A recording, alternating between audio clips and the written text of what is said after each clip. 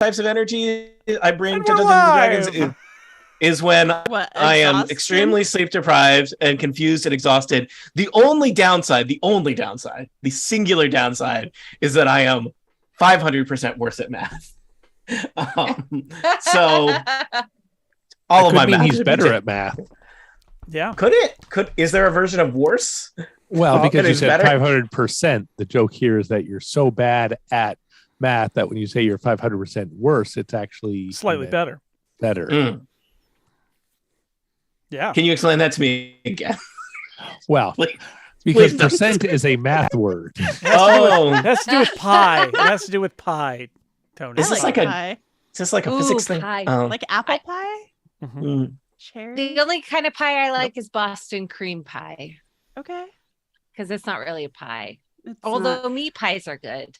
Is Boston cream pie a kind of pie or just a flavor of donut? Pie night? Boston It's- cream pie is a kind of pie. It's more of Okay. a cake. So there is a donut that is called a Boston cream. It is Oh, a it's donut called in the a style Boston of filled. a Boston cream In pie. the style of Okay. Boston But there cream. exists a separate. Filled. Yes, Okay. Yeah. just Got Tony, it. by the way, just a little thing you should know. A chocolate donut is not chocolate. It is just a donut in the style of chocolate. of chocolate, like that it's heard about chocolate. That's right. Yeah, Now you know. I can't tell. I can't Let's tell. confuse If, Tony.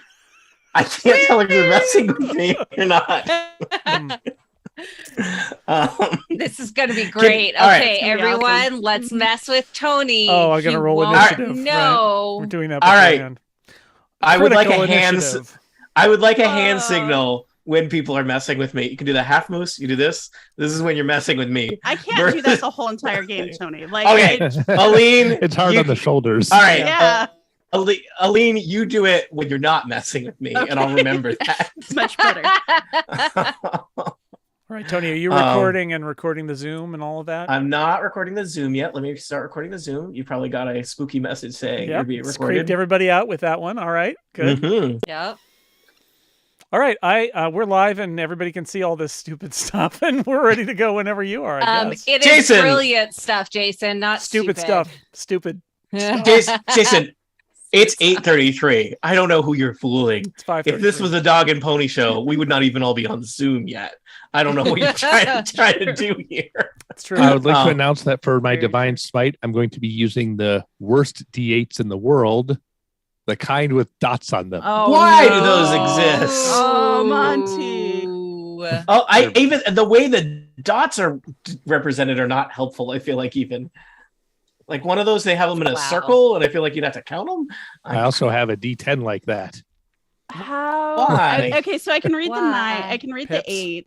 Yeah, 3, 8, 9. It's That 2, one's not 5. too bad. If Six. only we had Circular one, invented. though, I think would get If me. only we had invented some kind of Wow. system for That screen is real bad. representing Numbers. intervals. Yeah. The blank one is for 0? yeah. Okay, that makes sense. Oh, because it's a D10. Gotcha. Yes.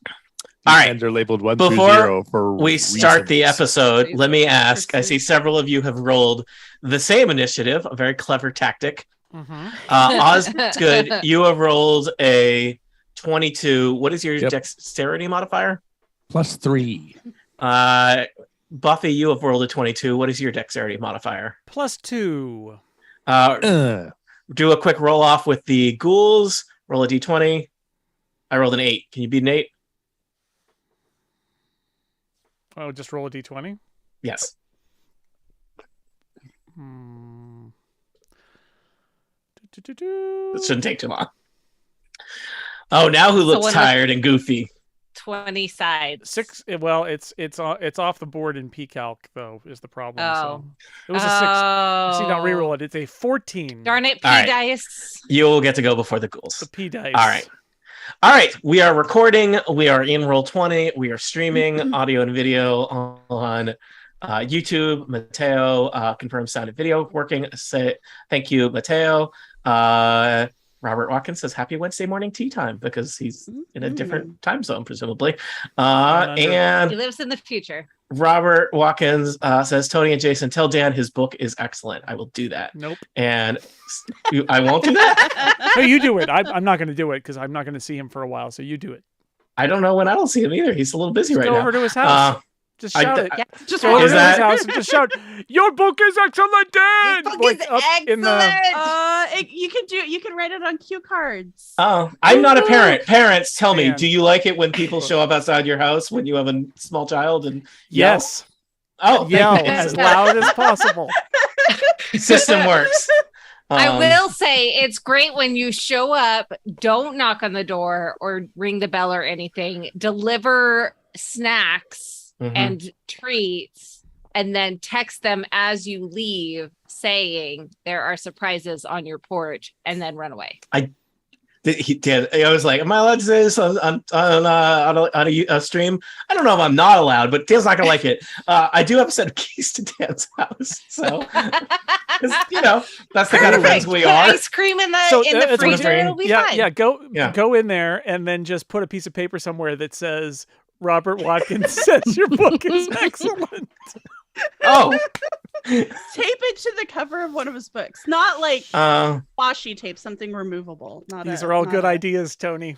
there are no bad ideas. The best I'm just- ideas. I'm gonna make a note of that and I'll look at that later and be like, what's going on? All right. It is time for Dungeons and Dragons, people. I think you're all bringing that Tuesday night energy that I like to see I'll say. only on a Tuesday night. When I see it on another night, it is confusing and bewildering. So excellent.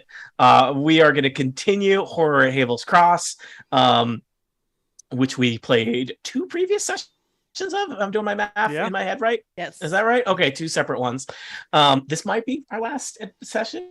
Unclear. You never know. Dungeons and Dragons is a book we write together, and that book is slowly sinking into the ocean. Like Civilization. Like Monty and me in Seattle. Oh my God, it's so hot, you guys. Oh, it's it's so so hot. Oh, I forgot. You guys Oh. are getting. Oh. We had the heat dome last week, and it was. Thank you for the miserable. reminder. I had to turn off my air Just conditioning everybody should because just I've come been leaving here it. because to it's last. just I am. it's extremely cold here. It's my Oh, favorite. that sounds lovely. Yeah, sounds awful. Sure, great. I apologize. It's I am July, leaving my I air have to wear a conditioner sweater. running because it's still very warm, even though the sun has been down for a while, but I will cook otherwise.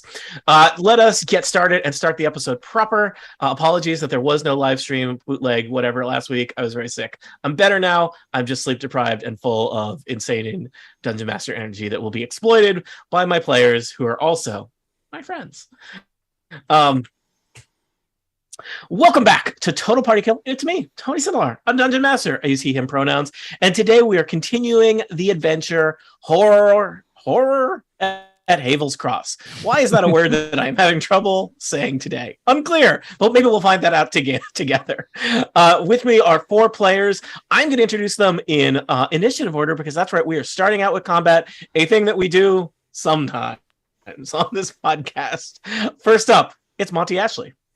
Hi, I'm Monty Ashley. He, him. I am playing Osgood Emberleaf, a young paladin halfling. Also joining us, he runs the whole network. We can't keep him away. It's just I demanded to be here, even though they didn't want me. Hi, I am playing Buffy, who is a totally legally distinct character who is a blood hunter, not some sort of undead slayer. Mhm. And she's just a little petite human who likes to kill demonic things.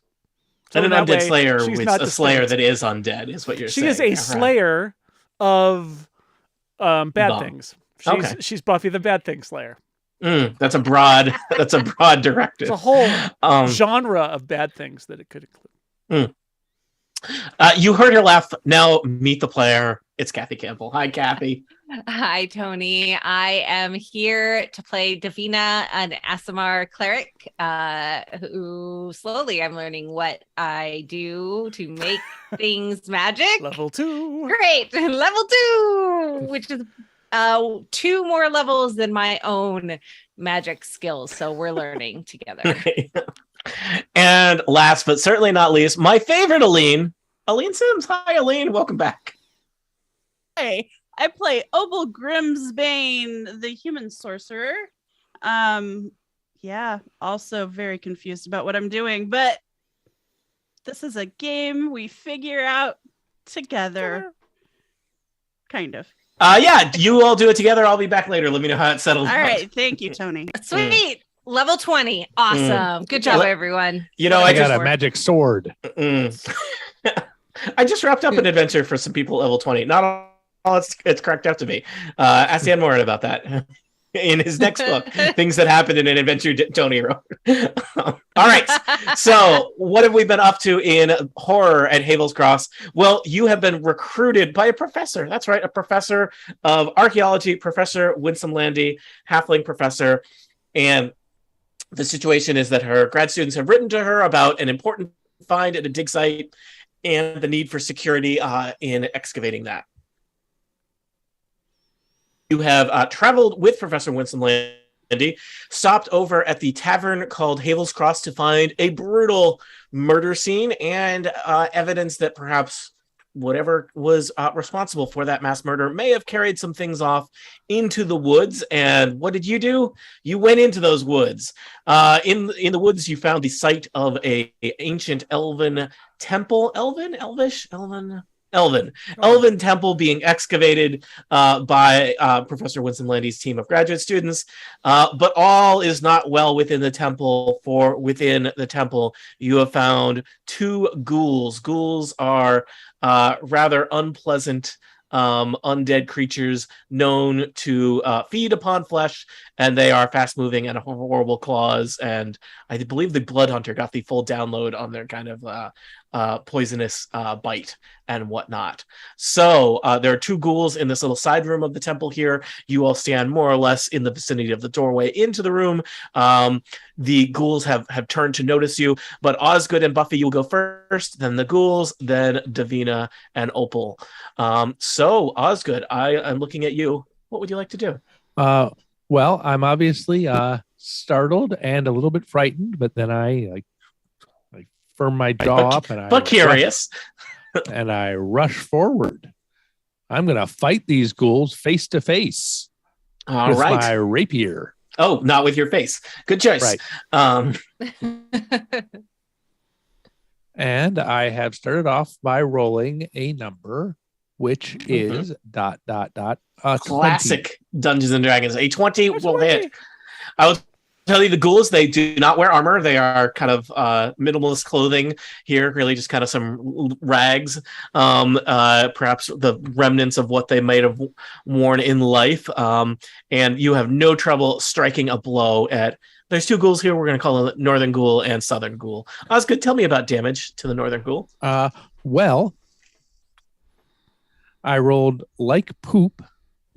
So he's getting 5 piercing damage and also 3 radiant damage from a mostly wasted divine smite. All right. I'm going to write that down as 8 damage total. That's fine. Radiant damage doesn't do anything against these guys? It apparently doesn't. I will tell you, I think it's because they're not that high level. So, I think they, yeah. There are some undead that are particularly vulnerable to radiant, and I think these are just not fancy enough to be inclined that way. And I guess Buffy. I'll shout over my shoulder, come on in, guys. The killing's fine. I like Osgood. It's going to be a shame when he gets murdered by ghouls. Buffy. Buffy's coming in and is going to be, let's say, down sort of here, 10 feet away, because Buffy's chosen weapon, the weapon that is given to her kind non-canonically. People from California? Yes, California. How did you know she was from California? Is a glaive, so it has 10-foot reach. Now, there's 2 kinds of glaives, right? There's the deadly frisbee glaive, and there's the stick with a blade on it glaive. The deadly frisbee is not a glaive. Oh, but don't they call it a glaive? They do. They're wrong. Okay. It's not from. I think cooler to have a deadly frisbee. Now, is this a glaive, a guisarm, a boulge, a glaive boulge, or a glaive guisarm boulge glaive? It's in Glaven's Glaven. It's in season 7 of Buffy the Vampire Slayer where she gets the cool glaive. That's what it is. All right. Yeah, that's it. It's totally randomly from the show. Anyway, she's going to hit that the northernmost ghoul. It's a 22 to hit. Wow, you all are rolling much better than you did like last Monty, fight when those Don't goblins. jinx it. And like Monty, my damage roll is poop. It's only 4 damage. All right. You got to start somewhere. Well, I will tell you the good news about 4 damage. It is enough to bloody the Northern Ghoul. So ghouls have not even gone yet. Northern Ghoul bloodied. Southern Ghoul feisty. With that, it is the Ghoul's turn. The Northern Ghoul turns to Osgood and is going to consider whether to bite you or slice you. Bite or slice. Bite or slice. Let's start with a bite. Let's update that. Let's start with a slice. It's like you're ordering food. I'm going to roll a 21 to hit you with a claw attack, Osgood. I feel pretty good about that as a dungeon master. Does hit my poor level 2 paladin. Yeah. 7 slashing damage as the ghoul's vicious undead claws rip across, I imagine, maybe your shirt. And it does not feel good. Your blood feels all achy. Not a doctor. I need you to do a DC 10 Constitution save unless you're an undead or an elf, and I'm pretty sure you're a halfling. I am neither undead nor an elf. Yeah, hey Tony. I need to back up for a second. You doing something? As a blood hunter with I know it's a great weapon fighting style. I actually get to re-roll my damage die because I rolled a 1. So Buffy did more damage than she thought. She did 11 damage to that Northern Ghoul. So does that kill that it does not. Instead of 4. That is not enough, but I will. That Northern Ghoul is in much rougher shape. I will note that. Sorry, that would have been exciting. No, it's okay. It's one of those things where D&D Beyond knows.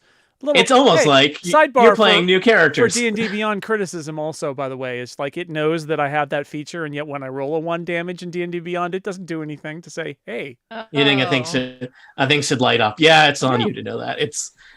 We're not yet full video game mode with D&D yet. No, wait for it. But you're playing a new character. You don't have this burned into your brain yet. So I apologize. Let me just make sure I've got this in my stack here. I did 7 slashing damage to Osgood. I don't know how bad that is to a paladin like Osgood or not. And then Osgood, your blood is burning. You need to make a Constitution saving throw. I rolled a 14. Is this against poison? I don't think so, but a 14 is plenty. Okay. So, I don't think so, but I imagine you have advantage if it was against poison. Yes, I'm a stout halfling. All right, it is moot because 14 is plenty. So it like sizzles, like the cut feels real bad. Like you should watch that out, but you are not going to feel any mechanical effects during this fight. Southern Ghoul approaches Buffy and Glaive and attempts to do similar. I have rolled a much less impressive 11 to hit the Blood Hunter. Oh, the Southern Ghouls with the way that... Anyway, it's a miss. All right.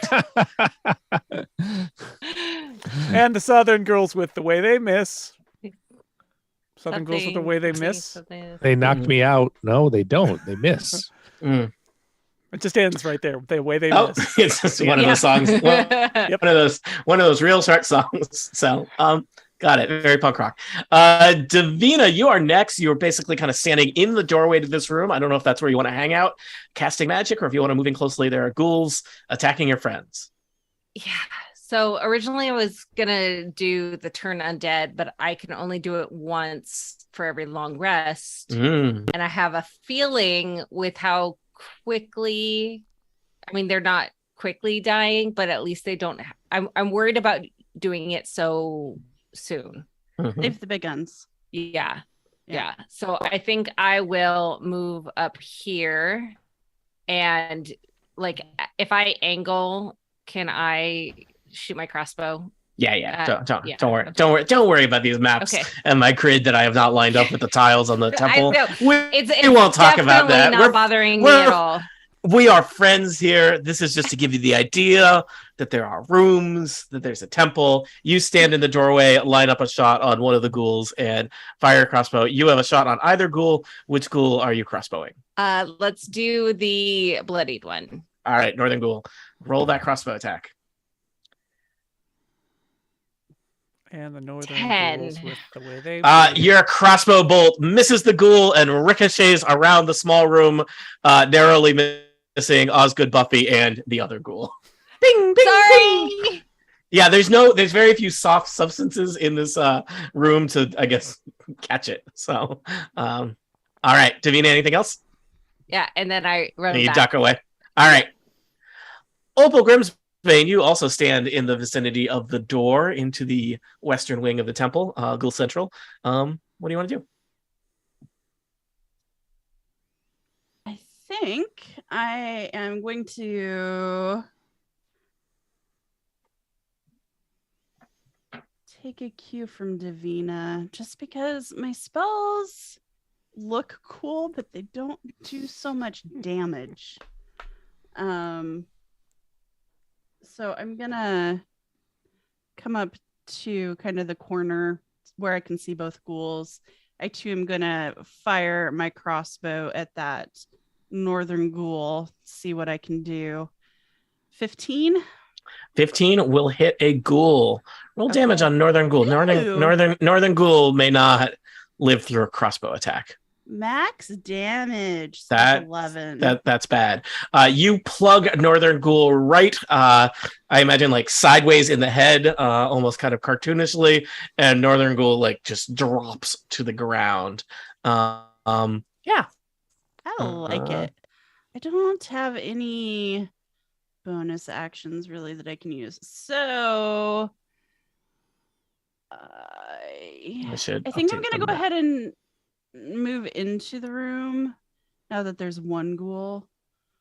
I'll just kind of sneak around to the corner and then that'll be my turn. Yep. The room is relatively, I mean, it's I would say kind of, I mean, I guess it's a set of ruins from an ancient temple. So there's really nothing in here as far as furniture. There are some kind of decorative elements on the walls, but it basically seems to be a room where two ghouls dragged some corpses or pre-corpses back here to chew on them, and then you all showed up. So not even ruined furniture?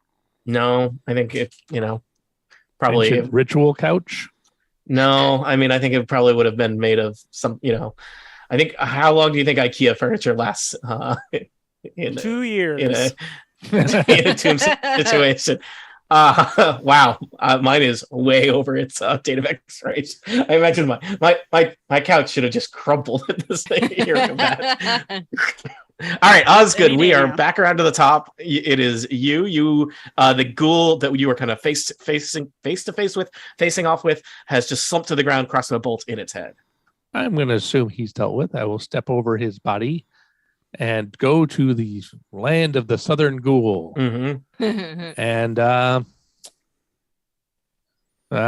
going to attack him. Classic. And I have rolled I apologize for the delay in this sentence, 17. 17 is plenty. You're all rolling high tonight. This is not like when you fight goblins and you're bad at everything. I will again divine smite it. Mm-hmm.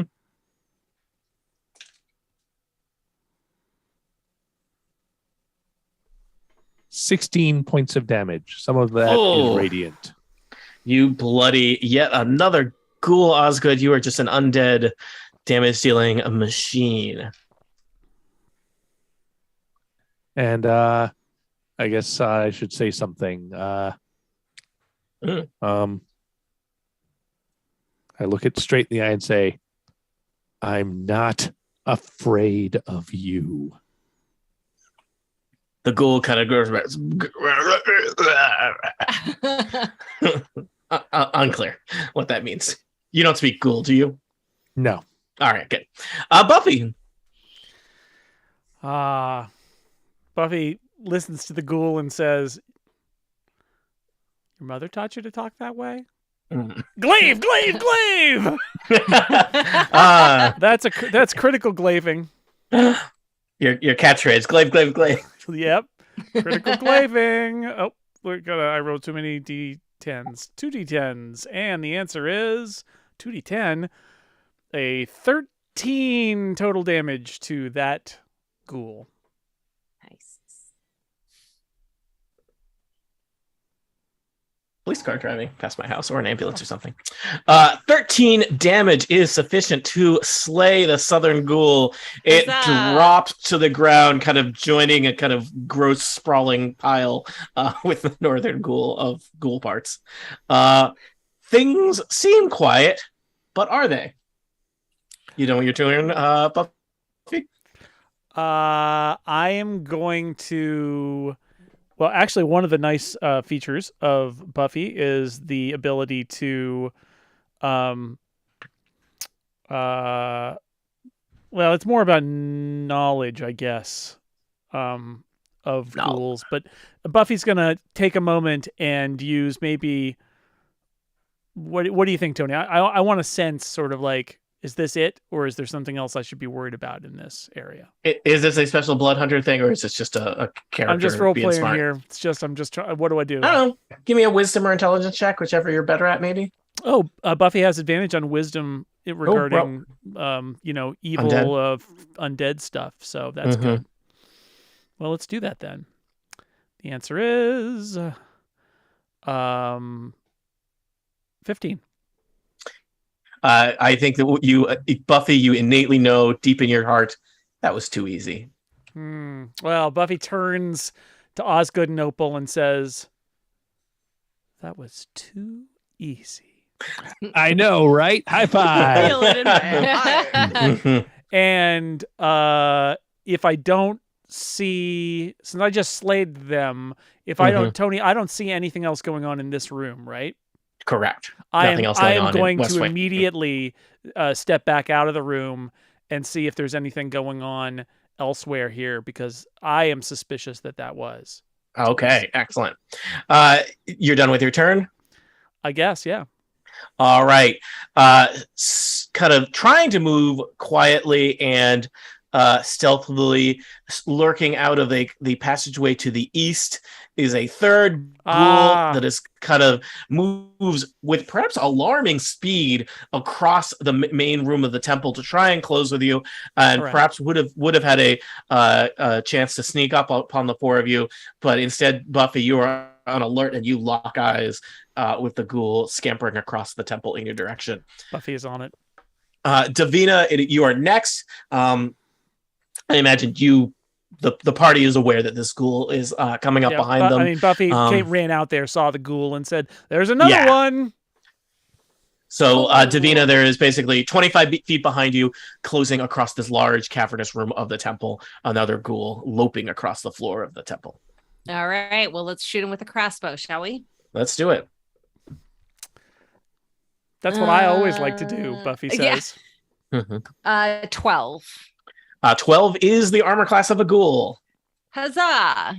I haven't hit anything with my crossbow. I need to find my D8. 1, 2, 3. D8. Yep, that's 8. D8. D8. 2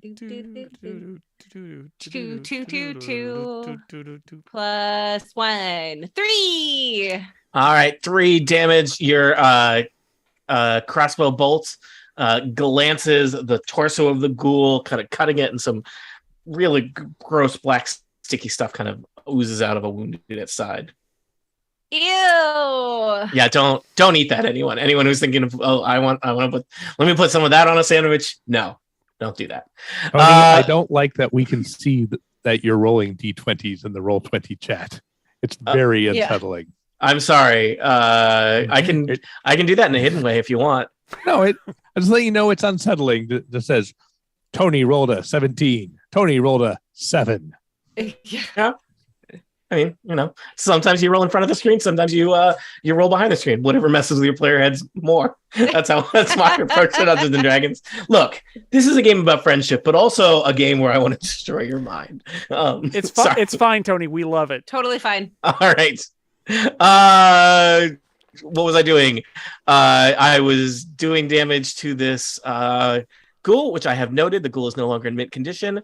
And I believe Opal Grimsmaid, you are next. You now know that the battle is taking place back of the room you just came from. Looking around the corner, you see a straight shot across to the ghoul, maybe 30 feet away from you, right 35, right in the middle of the temple room. Okay.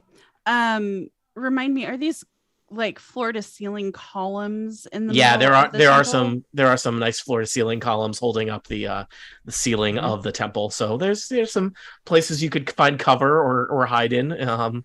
You know. I feel like this is like becoming the Zillow listing for this temple now. Yeah. Floor to ceiling columns. Floor to ceiling I mean, columns. it is a fixer upper. This place is yeah. It's sold as splatter. is. See, I'm more of a renter than a home buyer, and let me tell you, there's a big difference. I enjoy when you have things where my favorite listings for rental places are when they really have nothing nice to say about it, and the best they can say is clean. Yeah. That is not a good sign. That is not always the case. When we were looking for an apartment once, we walked in and there was just a big pile of dog poop in the center of the living room floor. I don't think there's a legal definition of clean that they're held to. Whereas, like 2 bedrooms, that means something. That has a definition. Clean. I'm also, airy and full of light. That means that we don't have blinds on any of the windows. Opal Grimsfade, I apologize. You asked about columns. I gave you a spiel about class warfare. It's fine. I'll take all your tips for looking for apartments. So I said Zillow. whatever. It's fair. Yeah. It's on me. All right. So I'm gonna come out of the room and kind of stand back behind Buffy because I have a feeling that she's a little less squishy than I am. But I'm gonna fire my crossbow and get a 7 to hit. So, it's just a warning shot. Just I guess intimidation. You fired against across the prow of a ghoul. Yeah, that's totally what it's called. Yep. Jason, you're a blood hunter. Do ghouls have a prow? Yeah, totally. They don't. They used to when they were alive. They did, but they don't anymore. That's a ghoul and a zombie. A zombie has a prow. Yeah. Okay. I always get that confused. This is so confusing. Like a zombie can carry other zombies, but a ghoul. Yeah. Okay. No, Monty is nodding his head at my madness, so I'll just stop talking there. Thank you, Monty. Yep. You validated me. That's all I need. I don't need to finish my joke. It's perfect just the way it was, Tony. The conclusion of the joke is left as an exercise for the reader. Yep. Starship. No, starboard. Starboard. Why am I saying like that? The aristocrats. Is this temple a starship? No. Spoilers for that one episode of Dungeon Crawl Classics are on. I'm sorry, everybody. Monty, it's Osgood's turn. R.I.P. all of Monty's characters. Let's see. I will go 1, 2, 3, 4,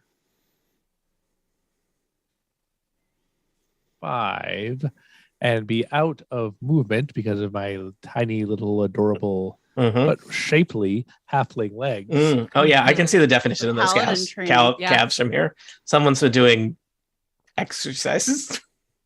And I think I'm just going to squats. I don't know what people do for your butt. No, not your calves. They don't squats don't help your legs. I don't know. I'm just going to lay on hands myself real quick. Whoa. Just behind that column. It's not that kind of temple, Monty. Well, it seems that somebody did 7 points of damage to me. That ghoul is dead. I don't take any responsibility for that. So I'm going to lay on hands for 5 points. Okay. 5 points for helping out others, which I guess I should do occasionally. And that's all. Wait. That's all. All right. Next up, if you're just joining us for Tuesday night Total Party Kill, that's not how podcast works. It's Jason Snell's turn. Oh, hi. You tuned in the middle? That's weird. Why would you do that? It's very weird. I only like to download parts of files. That's my thing. Well, I had to skip all those Audible ads. There's Audible ads on this, right? I don't think there are. Buffy has rolled a D4, and it's a 1. What is that in the context of? Hunting blood? Congratulations. She just did a little blood ritual and took 2 damage. And then she runs over to the ghoul. Do you have to like stab yourself for that, or does that just like happen? How you have else to do you cut get the yourself. blood? She does the blood it's a trickle out of your content eye? warning for blood sacrifice. Self-harm. Okay. But it's all. But she's doing it for the greater good, and then she runs up to the 10 feet just in case that guy doesn't want to attack her after she does this. I just suddenly had an time. image that Buffy looks a lot more like Victor Zsasz than Buffy the Vampire Slayer. No, definitely not. She No, looks okay. strangely, eerily, yet distinctly like Sarah Michelle Gellar 20 Got years it. ago. Blood That running is down her face like she's in a 1970s wrestling match. that is a 17 to hit. 17 definitely hits. All right. So she's gonna do 9 damage. Wow. 9 damage. And Bloody's a ghoul. remember that D4? Yeah. Is this extra Oh, hunter? yes, it is. And that You're hunting means for the blood? poo-poo! Lightning strikes out of the glaive, Lightning? attacking the Nice. ghoul for an extra 4 damage. All right. That Ooh. ghoul is bloody and I would say significantly electrified at this point. And Buffy says, "I told you, it was too easy." If you're done, Buffy, the ghoul is going to lurch forward All toward right. you. I get it. Well, you were closest to the ghoul, and a swipe at you. That's why I get it. And I did a lot I of call damage. it a coward. It totally makes sense. You know what? This ghoul is going to. It's going to try and bite you. The other ghouls were clawing ghouls. This is a biting ghoul. I have rolled a 22 to hit you. I feel confident that hits you. It does hit me. That ghoul takes like a chunk out of your arm. 9 piercing damage. You can't get that back. Ouch. When you say you can't get that back, do you mean that can't be healed? I mean, I don't know what the limits of magical medicine are, but like I imagine They're pretty good. I mean, They're it pretty would good, be a different section of the arm that grows Yeah. back at some It's point, like so you can't get the What? bite Hang on. that he No, he there's swallowed. a bite out here and then a bite-sized lump over here. Well, Monty, it's It's more bad like magic. It's bad it's magic. it's like a ship of Theseus kind of situation. It depends what your copay is. So Now, a ship of Theseus, that has a stern. or prow. Or a and a prow. brow. Whatever it was. Yeah, whatever those words are that Tony said. Davina, it's your turn. All right. Davina is crossbow again and also rolled a 12 again. Which is This still is the armor class of a nice. ghoul. Still, let's give a good roll with my D8. What the heck? It's like deja vu. I rolled a 2 again, +1, so another 3. All right, this one, you get the ghoul like right in the knee, and the ghoul goes kind of like all like squiggly and is like not as mobile as it was before, but it's still moving. But that ghoul looks like it is barely clinging to its undeath. Opal Grimsby, can you do something about the ghoul problem? I don't know.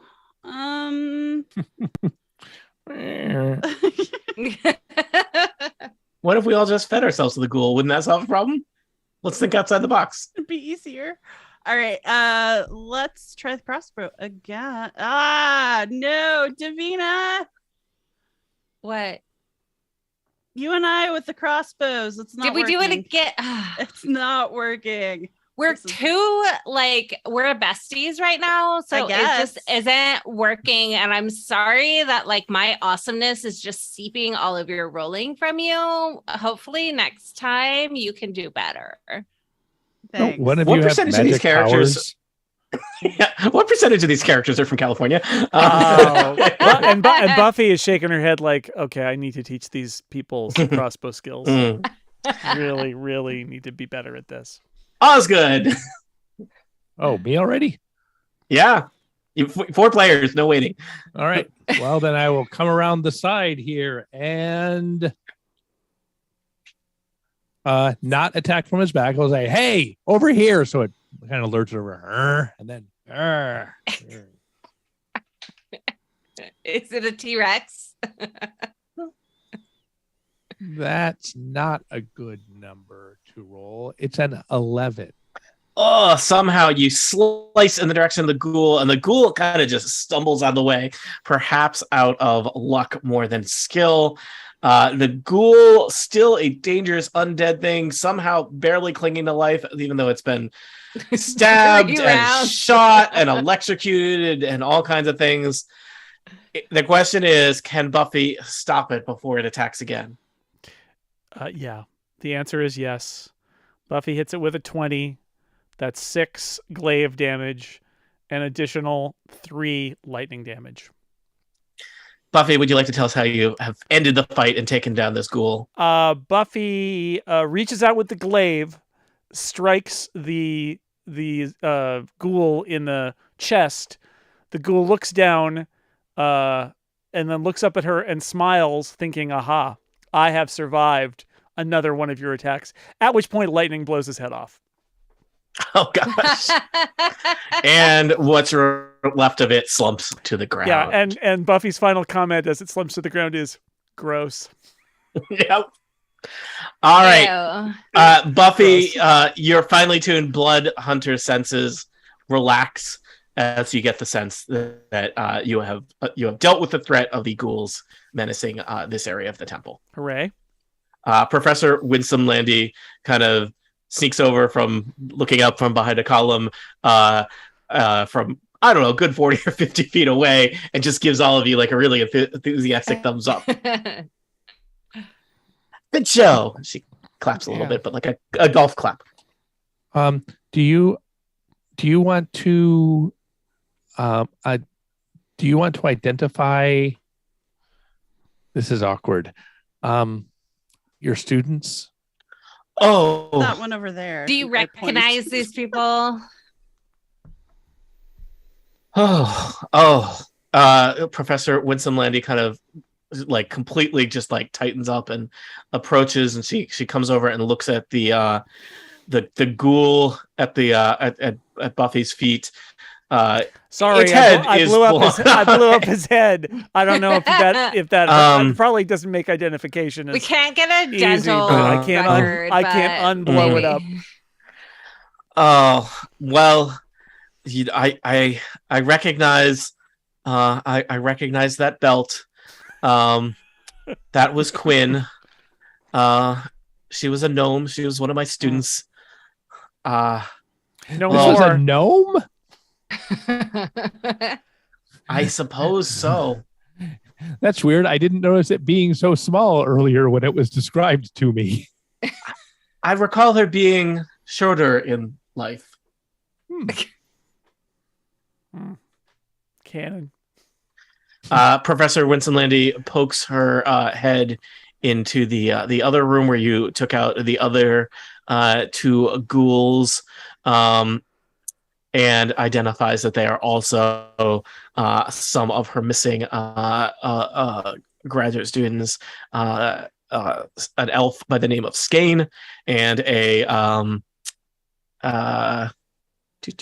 what's the other name they give to the school? Everything is great. Tanlick. What is Tanlick? A human named Tanlick. They appear to be the bodies that the ghouls were munching on are not people that Professor Winsome Landy recognizes. I think it might be safe to conclude that they are people that were just patrons at Havel's Cross that were brought back here as a, snack for later. What has befallen my students? Where am I going to get more? I mean, what has befallen my students? This is horrible. Have you ever seen anything like this before? Yes. Ghouls are very bad. Clearly, they were turned into ghouls. Just so you know, just like clarifying that. Professor, probably a curse or some sort. Professor, would you? This temple seems connected in some ways to the legends of the creation of ghouls by the elves long ago. What do you think about that as an expert? Well, I am looking around at these rooms. This is when I was last at the site, my students really hadn't finished cleaning things up yet, but I can see that there are different iconographies here. This room that we're in here, it seems to, I'm seeing images that elves would perhaps symbolize with life. And here to the west, I'm seeing images and some words in ancient Elven that I think might have to do with birth. But this room to the east, there are symbols here that I think are associated with death. Would it be worth me reading, casting? What is my spell? Someone did comprehend languages. I think that would still be active. I don't think that much time has passed since. We should also search, because we didn't. I don't think we searched all of these rooms. No, you didn't really. Yeah. We need to do that. Were those all of the students that you left here? No, my head student is still unaccounted for. Let me just make sure I get the name correct, or at least consistent. Caledor, a lovely elven lad, and I had hired Quinn, a dwarven bodyguard, to oversee things and make sure my grad students stayed out of trouble. Yeah, well, Caledor and Quinn are still missing. It's weird to call a student of yours lovely, by the way. Oh, well. It's inappropriate. I'll try to be better. I'll look at this as an opportunity to learn. All right, so I want to go into the ghoul room here and read as much as I can. All right, why don't people feel free to put your tokens wherever you want to be searching, and I will probably tell you different things depending on where you're searching and what you're finding. So I'm going to start with Aline. Opal, you went into the kind of western little wing of this temple ruins and are looking around. There's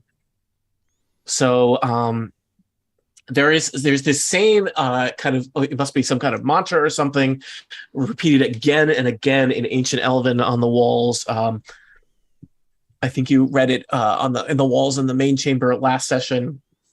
And what lives will die, and what dies will be reborn, and what is reborn will live, and what lives will die, and what dies will be reborn, etc. And so that is worked into all of the kind of images here. Looking around, there's the kind of gross remains of the patrons of Havel's Cross that these ghouls dragged home and were feeding upon. Room is relatively small. There's no kind of windows to let in light. No torches have been lit, so it's kind of dark and dreary. The images on the wall show kind of motifs of like seeds and nuts. The ceiling is engraved with representations of perhaps elven children, and it looks like perhaps calves and baby chickens and other kind of young infantile kind of creatures in play. Buffy says, wow, that's a lot of seeds and nuts. Were these like squirrel people?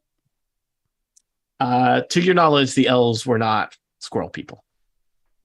It might be a metaphor.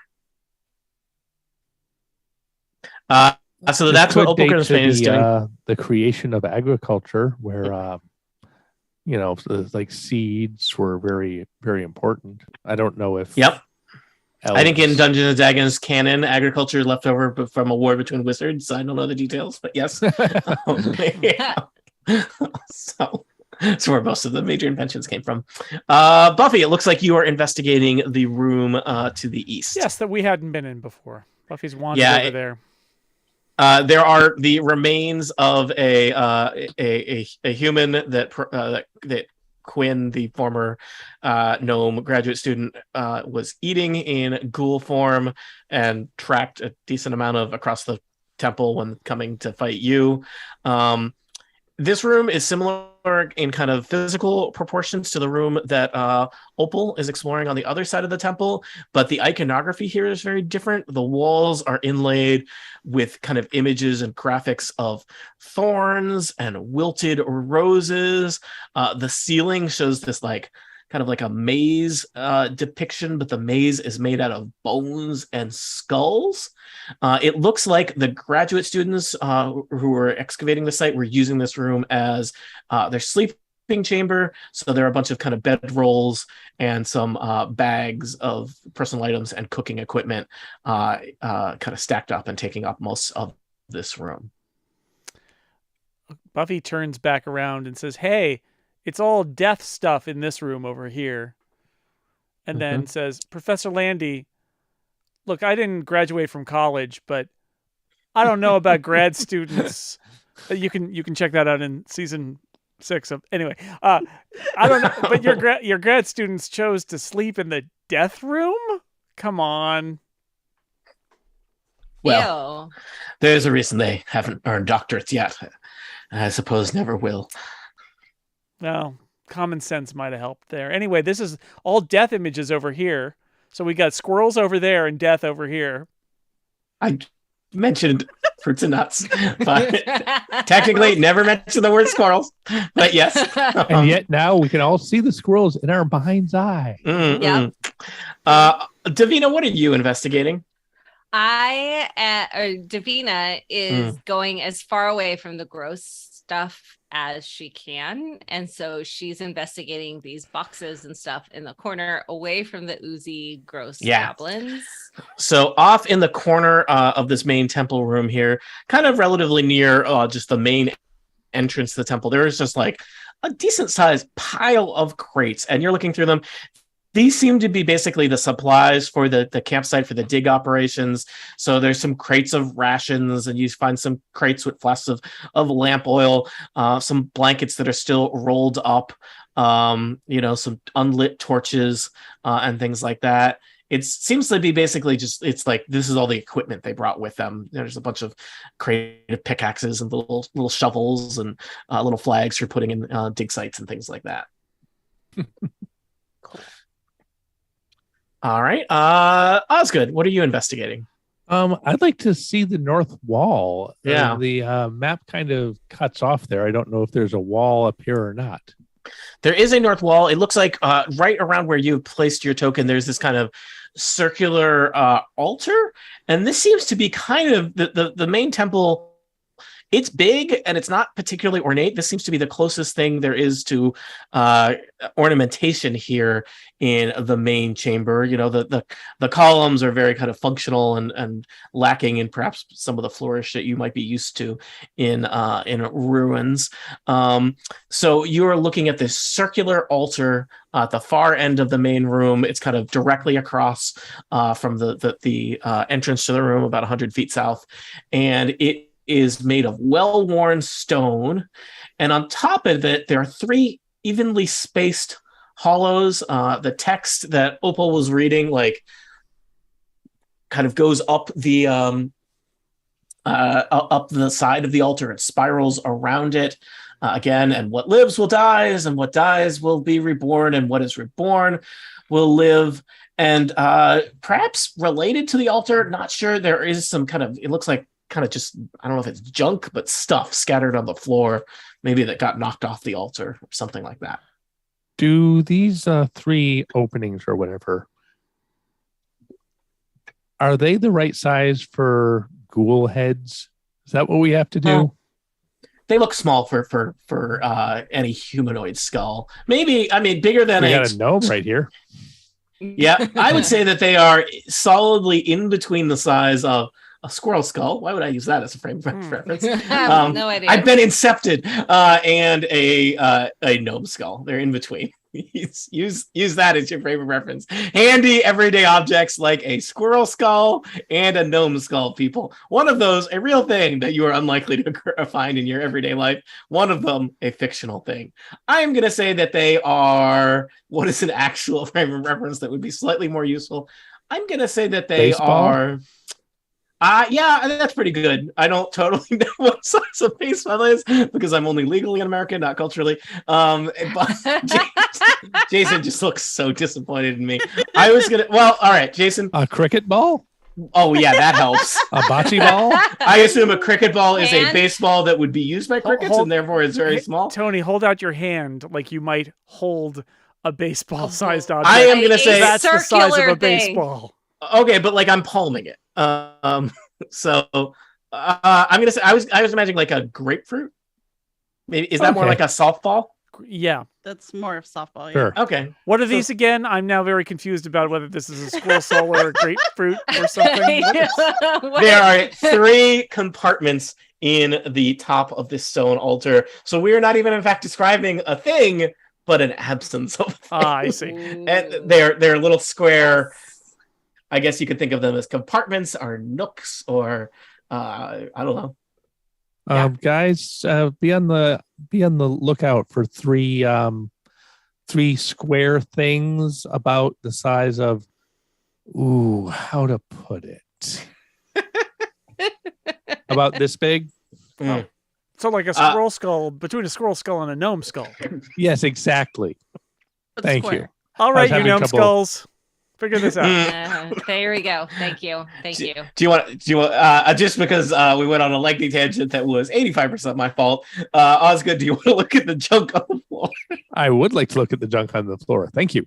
You're welcome. Scattered on the floor are 3 small bowls that look Hey guys, I found the things. They look identical in proportions, though they seem to be constructed of slightly different materials. There's also like it's smaller than the crates over where Davina is, but there's like a box of stuff that's kind of like looks like it's been knocked off the altar and it's kind of like half open and stuff is falling out of it. What are the bowls made out of, Tony?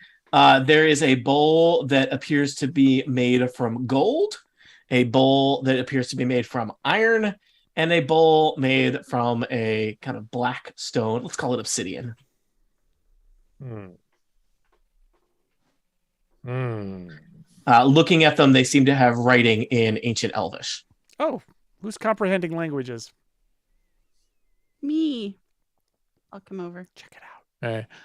Opal, there's some bowls here. They say something on them. It probably is the same thing everything else says, but you can put a squirrel skull on one of them.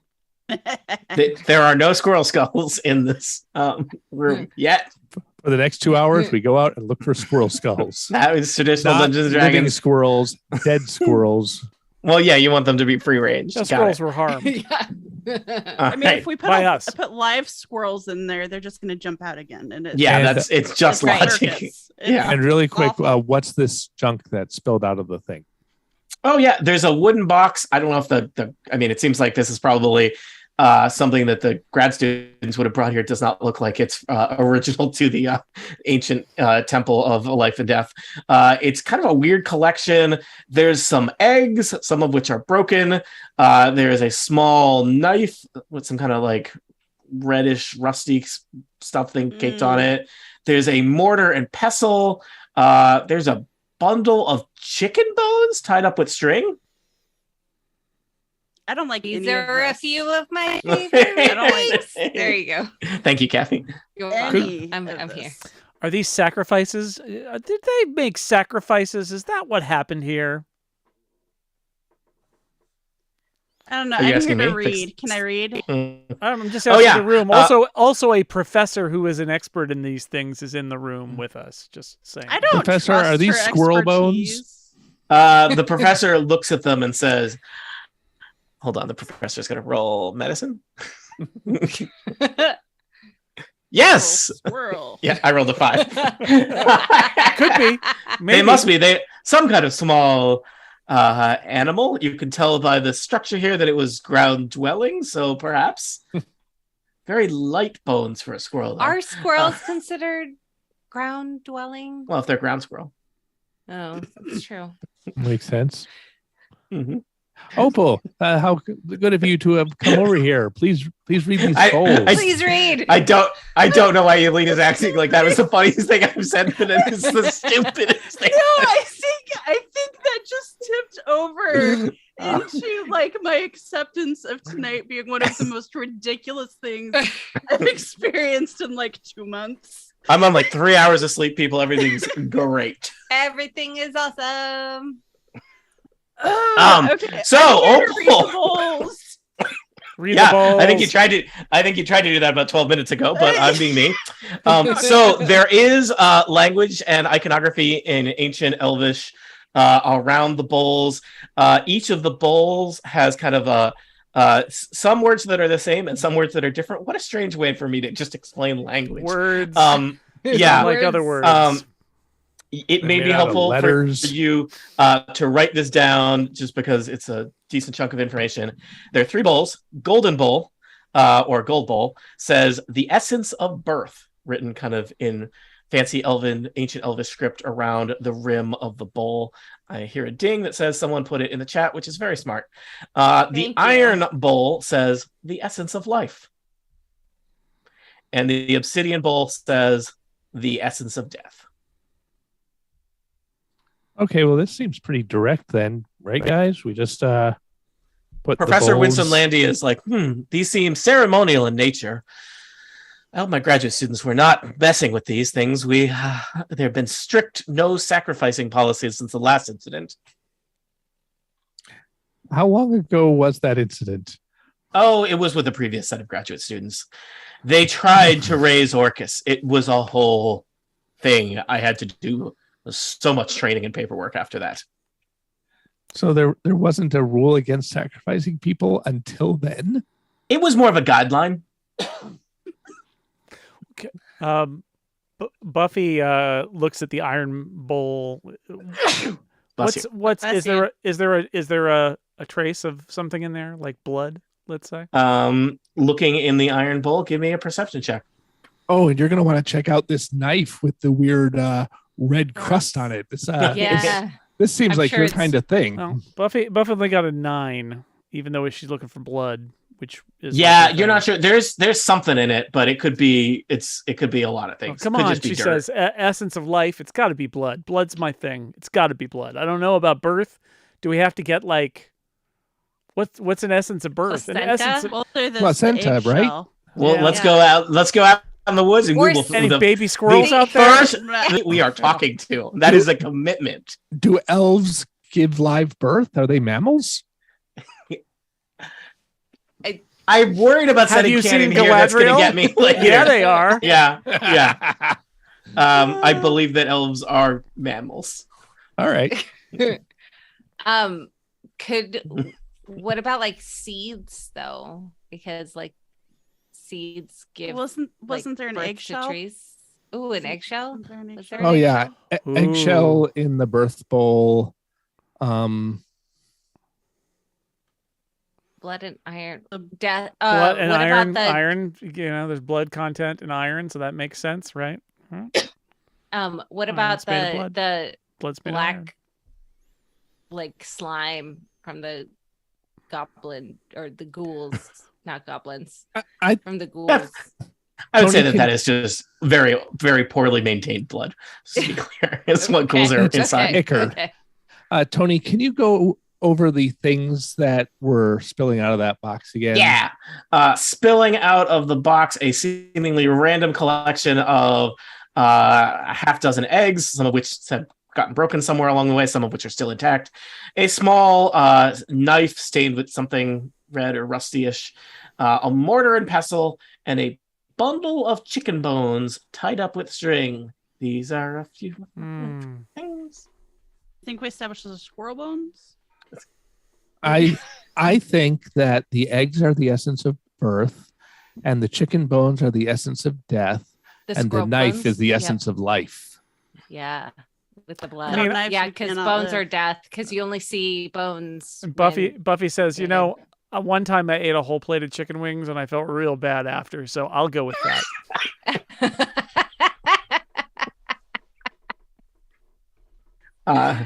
All right. So what kind of those? Yeah. I would like you to clarify very specifically, one at a time, which things and exactly how you're preparing them you're doing. Would you like to start with the golden bowl? I am putting 1 unbroken egg into the golden bowl. Mm-hmm. And then I am putting the golden bowl into the spot in the wall closest to the life-themed room. Okay. It seems to fit kind of like pleasantly, like kind of just as if that bowl was like the little almost like a socket, like that little compartment was exactly a bowl sized.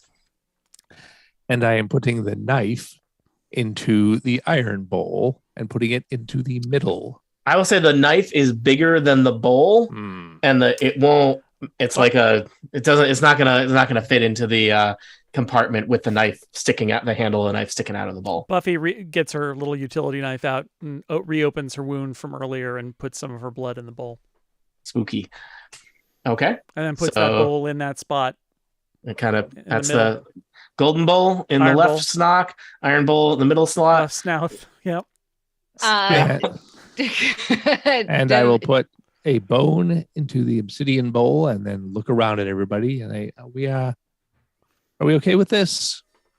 Professor Winsome Laney says, "What do you think about the mortar and pestle? Do you think those are important?" Yeah, it's like, do we need to grind the bones up? That sounds like something we should do. Oh, my watch. How to grind bones in 11 steps is what my watch found. It can't possibly take 11 steps to do that. Siri says you need to find a giant. You need to find out if that giant wants bread, and then find out if that giant is gluten intolerant, and then bring up grinding bones. Sure. Yeah. Grind up that bone. All right. Bone powder, bone meal. Who wants to grind some bones at level 2? I will. All right, Osgood, you put some chicken or squirrel bones in the mortar and pestle. They crunch up real nice. You've got the mortar is the vessel part. You have a mortar full of powdered bone. Be careful about inhaling around that. I will pour the bone into the obsidian bowl. Okay. It's not like it doesn't fill it, but there's a little bit on the bottom. Yeah. Yeah, we're not, it's not like a cereal bowl heaped with bone powder. Let's not get cute. Bonos. You too? No. Okay. And do you want to put that third and final the obsidian bowl? Final depression. All right. As you do that, there's like a clicking sound, and the altar kind of lowers a little bit. And then the back wall of the temple, there's a sound of stone grinding on stone as a passageway opens up, showing a set of stairs descending into the earth, wending its way down a dark, spooky staircase covered with ancient spider webs, maybe some wet spots of moss here and there. Turns out this spooky temple has a basement. Back to the Zilla listing. Okay, cool. Professor, I'm pretty sure your other person's down there, so we'll just good luck. Bye. Like, should I stay here? Is that what you're saying? Yeah. Why don't you go down and call out what was his name again? I just don't remember. I'm terrible with names. I think you should just see if you can find your employee. The Professor Winston Landy kind of steps over to the door, but kind of like stays like at the side, and then like pokes her head around the dark stairway leading down beneath the temple and yells out, "Caledor! Caledor! Caledor! Caledor! Caledor!" Echoes back. "Grass!" She kind of shrugs. Let me just ask, we have been playing for, I think, a little more than an hour. You are very near the end of the adventure. Do you want to continue playing tonight, or should we pause here? How are people feelings? I would like to press on. I'm okay. I'm okay. If everyone else Aline, is okay. how are you doing? I'm okay. Okay. Do you need a 5-minute break before we press on, or are we pressing on? I'm okay. Okay. Yeah, let's just Okay. go. Let's just go. All right. So this, Jason, for editing purposes, this will probably just be like a bumper episode. Yeah. That might be. It's not. I don't think it's going to be 2 hours long, but it will No. be. It'll be longer. Live stream / bootleg. Welcome to a brief look behind the curtain as we negotiate how long should our D&D sessions be. That's what it looks like. Will this be the end of the episode? Will No! it be edited Stop into doing 2 that! episodes? For answers to questions Find such out! as these, thank you for being a member and listening to the bootleg, or for watching the live stream, because this won't be in the episode. And hello, editors. We love you, and you do a good job. Whoever We you love are. you. You're amazing. And Hi, that's why Erica, I'm roasting Not Others. Erica. and turned off my air conditioning because I Mhm. love you more than Tony does. Uh-oh. All right. Whoa. I am taking you to another map. I went and downloaded another map for this adventure. No expense was spared. This map has Professor Winslandi on it because I didn't know you were going to ask her to stay behind. That's the kind of Dungeons and Dragons thing I bring to the something. The kind of Dungeons and Dragons thing I bring to the something. I'm very tired, Monty, but I our make up for Tony. it in enthusiasm. Shallow steps. All right, now we're actually doing the episode. Shallow steps descend into the earth, wending their way down a kind of twisting set of stairs that lead somewhat deep beneath the temple. This is not just one level deep. These stairs are occasionally clogged with ancient spider webs, soggy moss. But as you reach the bottom of the stairs, you see a faint flickering light of a torch illuminating a doorway. And even as you kind of see the giant kind of ornate temple room beyond, an overwhelming stench greets you. I'm going to reveal much more of the map for you because it's a big map. Ew. Yeah. Just to let you know, this stench is real bad. Like, it's going to be distractingly bad, such that you are probably going to have disadvantage on a lot of things if you can't do something about the stench. Joke's on you. I have exhaustion. I already have disadvantage on things. Oh, yeah. You're doing Can't so double well for disadvantage us, me. Especially. The basement of the temple stands ahead of you. There is a large, kind of a vaulted ceiling. The temple, unlike the temple above, this area. I did not notice this when I originally was reading this. It's rough hewn. It's rugged and rough hewn. It's a little bit, this really. A little bit. Like, I don't think this doesn't really line up with the map that I went and downloaded that was not provided with this adventure. The description says more like a cave. Scratch all that.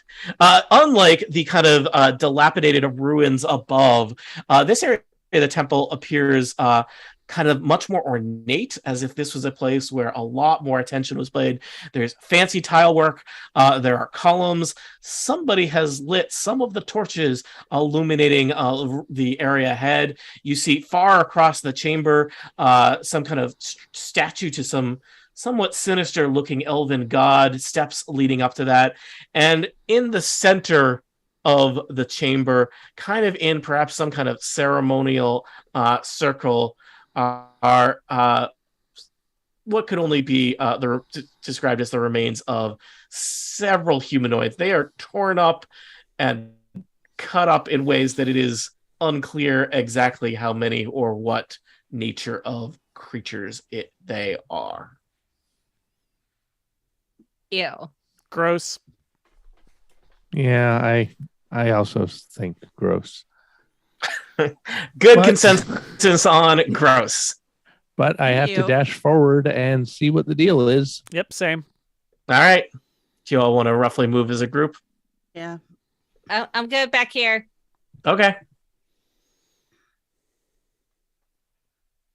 Is the stench getting worse as we get closer? It seems like this pile is the source of the stench. Okay. The stench is rotting flesh that is, I mean, I guess perhaps it's unclear if it's the quantity of bodies or what has been done to them or the lack of airflow in this room, but it is distractingly pungent. Tony, in are a there way that is torches? very- Are those torches that we see around us? Yeah, there's some kind of decent, I would say there's good lighting in here. almost cozy, Davina's inviting. taking a selfie sketch. Yep, great lighting, clean. I would like to use divine sense to detect good and evil, thus sensing anything affected by the Hallow spell and knowing the location of any celestial, fiend, or undead within 60 feet that is not behind total cover. You do not detect any. I don't think that anything comes up on that, other than that this temple itself is Main Street spooky town, bad news bears. I just wanted to make sure that these cut up bodies weren't all going to assemble. No, into a giant. They do not. They seem like they have been involved in or prepared for some manner of ritual sacrifice, but do not seem in danger of coming back. I have a strategic thing I would like to ask everybody now, which is, did we take a short rest before we came down here? And if not, do you want to run back up there and take a short rest?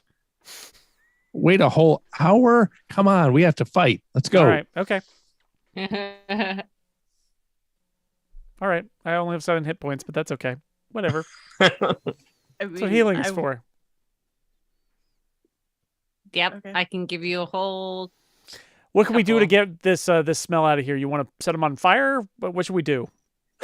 That is a traditional way to reduce smell in a room. Viking funeral? Well, first, I'd like to use Mage Hand because I haven't used Mage Hand yet. Feels like a travesty. Yeah, barely D&D. Kind of, because I don't want to touch anything, but also I just want to investigate a little bit and just is it just a gross pile of parts that roll medicine with your Mage Hand. Okay. Come on, Mage Hand. Yeah, that's what I would expect a Mage Hand to do. That's a 3. Mage Hand is Mage Hand is not sure. Yeah. I will say the Mage Hand is kind of poking around. It's kind of grisly as the Mage Hand picks up an arm and it's puts the arm back down, picks up a foot. I will tell you, Opal, that you are able to determine that there is probably 3-ish bodies here. One of them seems surprisingly intact, but then there's several others that look like they have been cut up, and there are some ancient-looking stone knives on the ground next to them that look like they were, stained with blood that were used in whatever work is at play here. Do they all seem to have about the same level of decay? Have they all been here about they are amount recent of time? Yeah, recent additions to this temple. I'd like to look at. Can we look at the knives a little bit closer with sure, Mage Hand, not human hand to pick it up? Mage Hand picks them up. It's a pointy stone knife. It's basically a kind of a triangle with a jagged edge, and they are stained with blood. Tony, I have advantage on checks about information about the undead. Could I use that to see if this is perhaps some sort of a ritual that would precede the creation of ghouls? Yep. All right. Give me a roll. 18. This does not seem like any undead summoning ritual or creation ritual that you are familiar with. This is something else, Buffy, and I don't know, you kind of maybe get the sense that somebody was, let's just say, freestyling. I'm trying to speak to Buffy in her language. Yeah, freestyling. Yep. Yeah, this is not a normal thing. This is somebody who is wigging out. Going cray, you say? Cray. Yeah. We need to do something about the smell, though. What are we going to do? Is this a pool over here? This kind of blue-green thing? Yeah, it's kind of just choked with algae at this point, but there are throughout the temple, there are some kind of pools. Unclear if they were meant to collect water, but that's what they are doing now. Well, all right. Let's start dragging bodies upstairs to bury them. And I grab a body and start. No, I'm going to grab a body and start dragging it towards the stairs. All right. Do you want to start with the intact one? Yes. Okay, because the other ones you might need a shovel for. So you pull on the mainly intact one as you kind of separate it from the the gross heap. It appears to be a dwarf with a long, impressive red beard, and that seems to have suffered a traumatic wound to the back of the head. Otherwise intact, unlike the various other bodies that, in this case, upstairs, torn apart by ghouls. Other ones down here, ritualistically sliced up.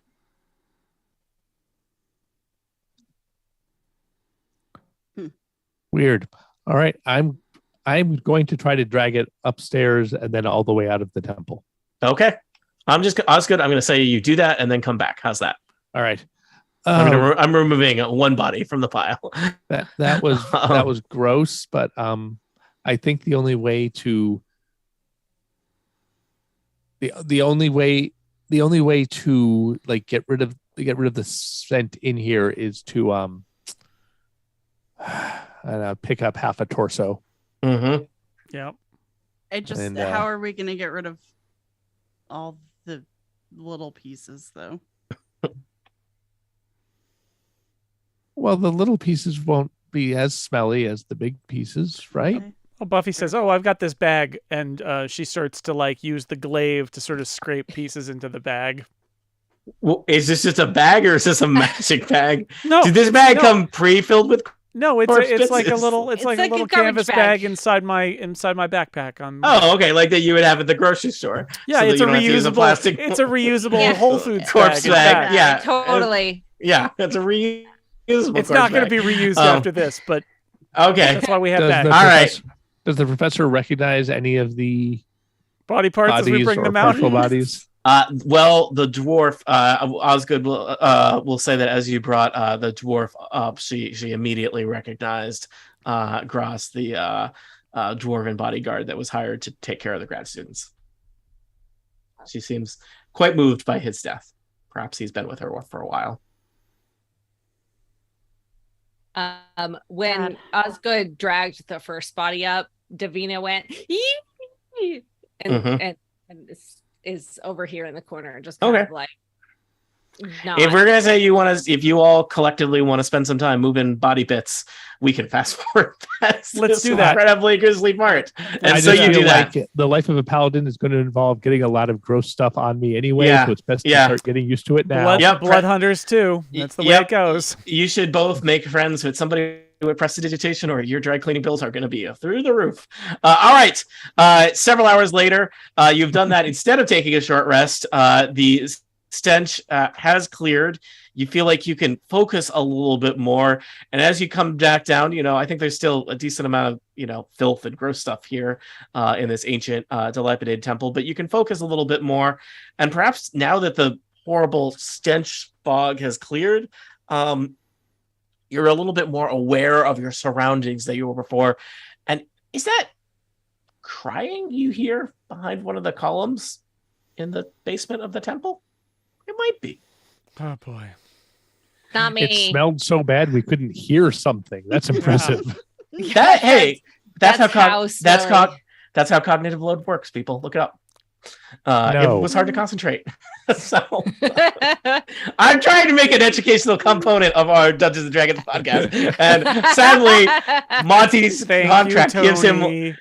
contract gives him line item veto, and I can't fight that. We appreciate you, Tony. He is a great negotiator, people. It's just what can you do? Well, maybe it wasn't there before, but you hear it this time as you come back down. Maybe you were so focused on the bits. Gross. Oh, do you hear crying? All Where's the crying coming from? Davina's like wiping her tears. I think there's somebody else crying. Oh yeah, did I mention it was Davina? Yeah, it sounds like possibly from behind one of the columns that kind of looks down on the ceremonial circle that you were clearing. I feel like maybe Davina would have been the one to notice that, since she's been hanging out back there and being upset. No one asked what was going on behind the columns, so now you know about it. Yeah. Staying, let's say 15 feet, knowing how long the glaive is. walking around, or do I need to roll perception or something, or am I? No, I'm just saying you're looking for the sound of the source of the crying sound. You kind of look around, and kind of it looks like there's maybe a figure. There's somebody kind of curled up in a ball, kind of behind one of the columns, and looks like it's a person. They're filthy. They also don't smell great, and they seem to be kind of quietly sobbing to themselves. Hey, y'all. There's someone crying over here. Hey, are you okay?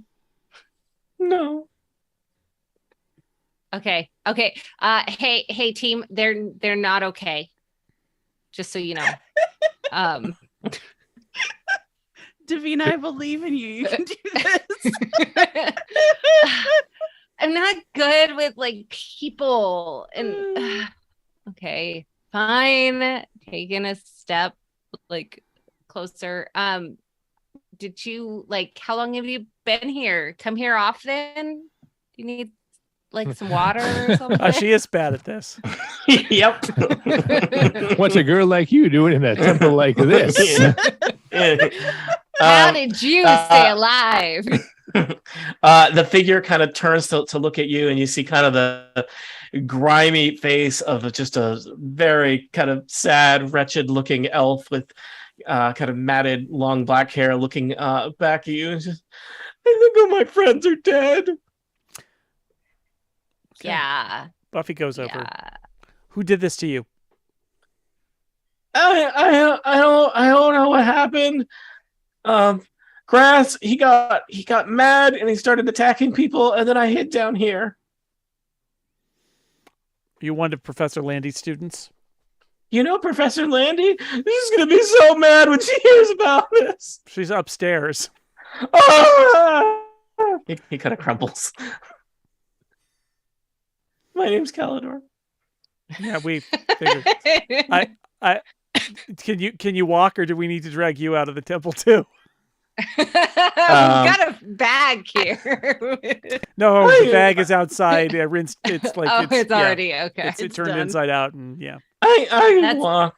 Caledor kind of uses the column he was kind of curled up behind to kind of pull himself to his feet. He is leaning. It looks like on the he's got like a walking stick or something, and he is just caked in mud, but also blood and grime and maybe some guts, and his hair is all stringy and gross. He does not look like he's well. What happened after the ceremony? What happened to you? Real quick, as he stands up though, Davina's gonna roll medicine check, just okay. It's like she's gotta do something, just oh look, I'm very busy. I'm checking on his health. Mm-hmm. Well, we found the entrance to this chamber a couple days ago, and I don't know, everyone got really weird after that, and Gratz the dwarf, he started a fight, and well, I think I had to hit him on the head, and then there were monsters, and I hid down here.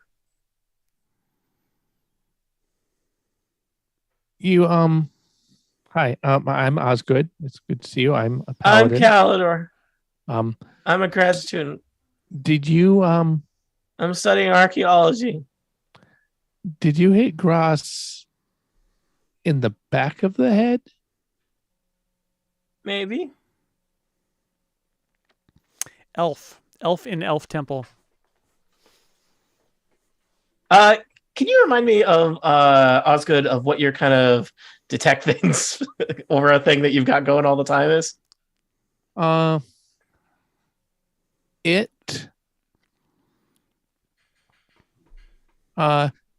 can detect anything affected by the Hallow spell or know the location of any celestial, fiend, or undead within 60 feet that is not behind cover. All right, I think that this is relevant. Caledor was kind of holding himself up with, like, it looked at first kind of just from context, like maybe some kind of walking stick or crutch. whatever this thing that he's leaning on shows up like all kinds of blinking red lights on your paladin sense there, Osgood. I'm going to say that the closest, I imagine that you get kind of various color radiated auras, right? It's as if the walking stick was undead. All right, I am eyes. going to mark off another use of divine sense for that. Okay. And I'm going to let people know. Caledor, can I see that? Can I see that stick you're holding? Can I hold out my hand? Caledor like takes this thing that he was kind of leaning him on and like holds it by him. No, why would you ask for that?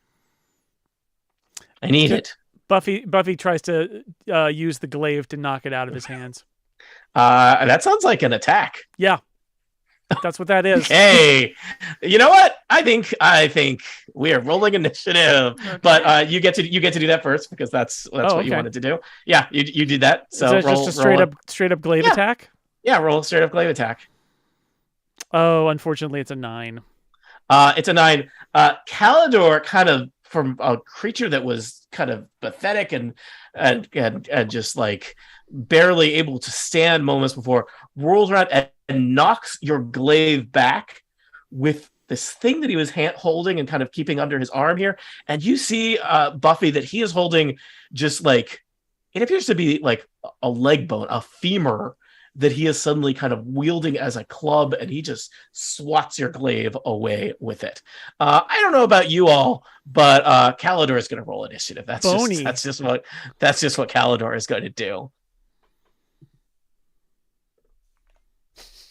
3. Caledor has rolled a 19. Oh. How's everybody else doing? Caledor's 19 is wasted as we rolled a 9, 4, 3, and 2. 2. Well, it means Caledor gets to go first. That's fine. Wow. Okay.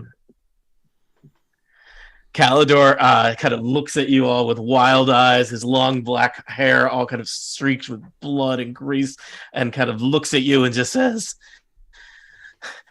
"You will be added to the offering. This is not so bad after all." What is Caledor going to do? Caledor is wielding a bone club. Buffy, feel free to arrange yourselves on that map. Whatever, Caledor is the figure in blue there. However you think you are. It looked like Osgood and Buffy were kind of willing to be in melee conversation range while other people were interrogating across the room. That's fine. Yep. I think that Caledor is going to start out. Caledor just raises this bone club femur above his head, and all of you feel like just like aching headaches as kind of madness waves kind of ripple out from this skeletal staff he is holding. He's using Mind Rend. I need each of you to make a DC 14 charisma save. Everybody? Yeah. Nope. Not Professor Winsome Landy. She's upstairs. She's great. Is this to avoid being frightened?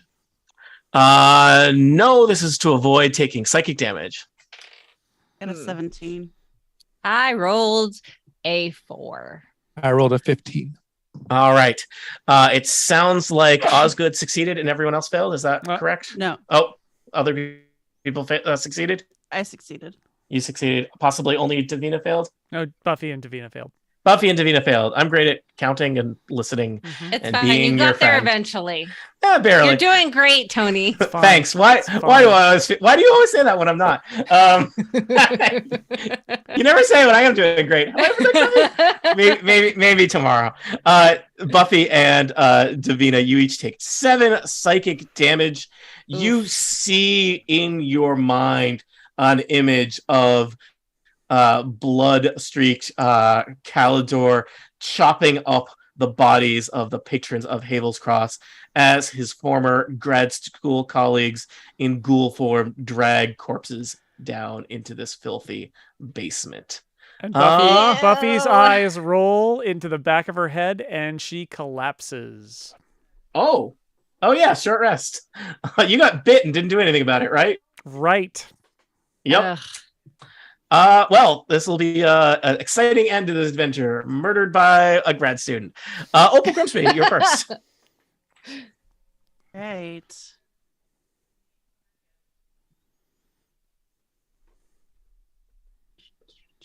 Sorry, I'm just reading. It's all good. This is part of D&D where I try to understand what the thing means.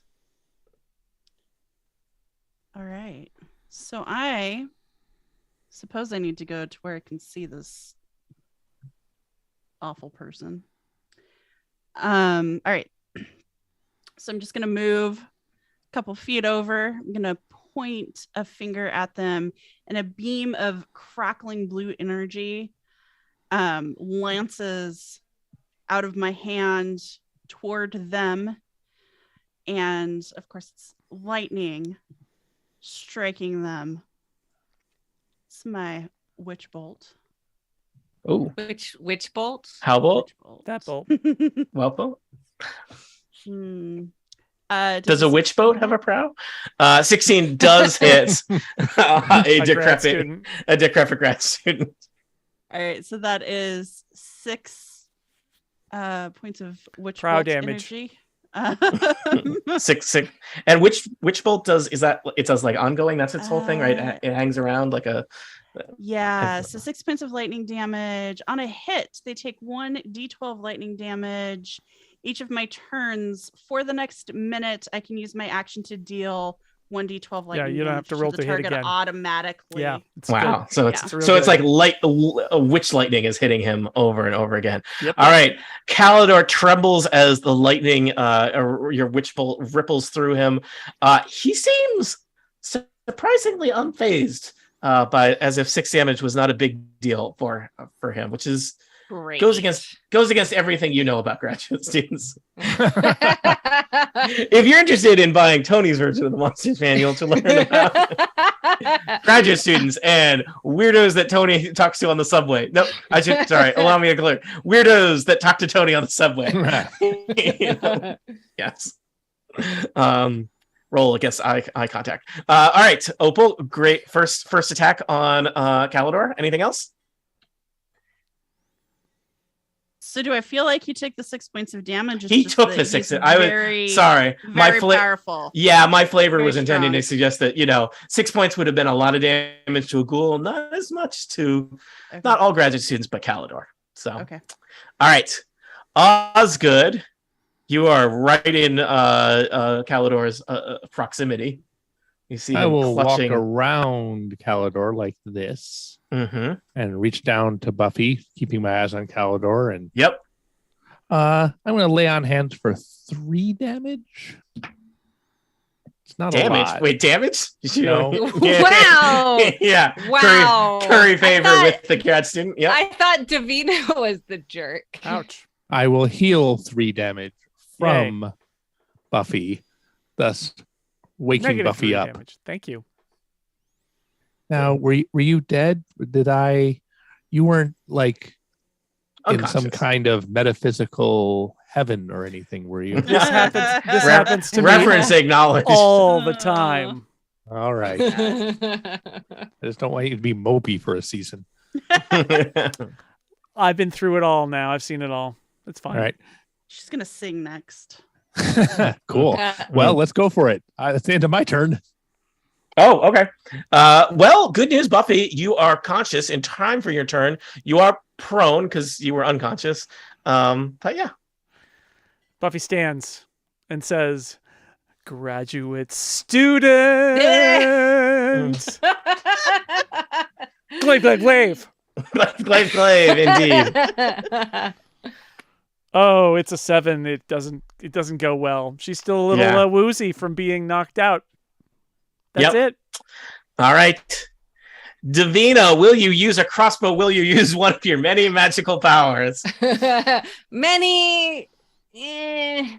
But Davina is going to grab her peace sign and shout, "Good vibes only." Once again, Twilight Sanctuary. Give me that 30-foot radius of dim light.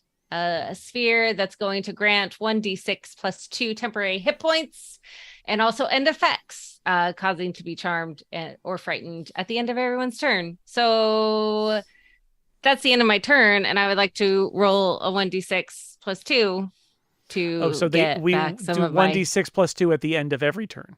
at the end of every turn. Okay. As long as you stay in my party zone. All right. I put a circle on you. I mean, 30 feet Thank covers a decent portion of this basement. Yeah. You would probably have to work hard to leave to be further than 30 Leave feet the from party Davina. zone.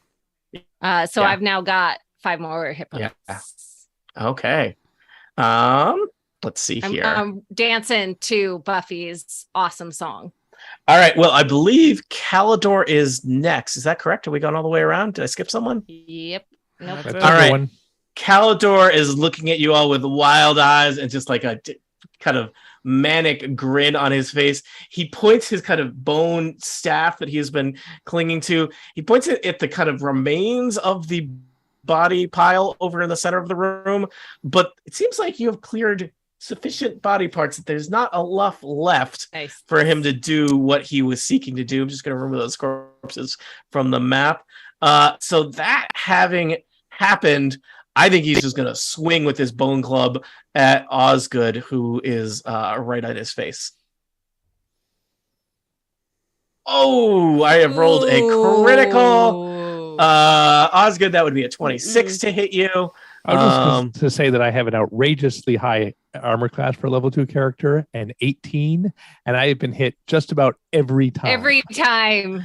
Is that like a complaint or just an observation? That's an observation that I was All right. expecting a few like 15 to 16 rolls at some point. Mm-hmm. 10 bludgeoning damage as Caledor just blangs you on the head. Blangs, that's a word. Blangs you on the head with his bone club. You're like, your ears are ringing. You feel also like, you just got hit in the head with something dark and sinister and imbued with undeath. Tuesday night. Yeah, Tuesday night.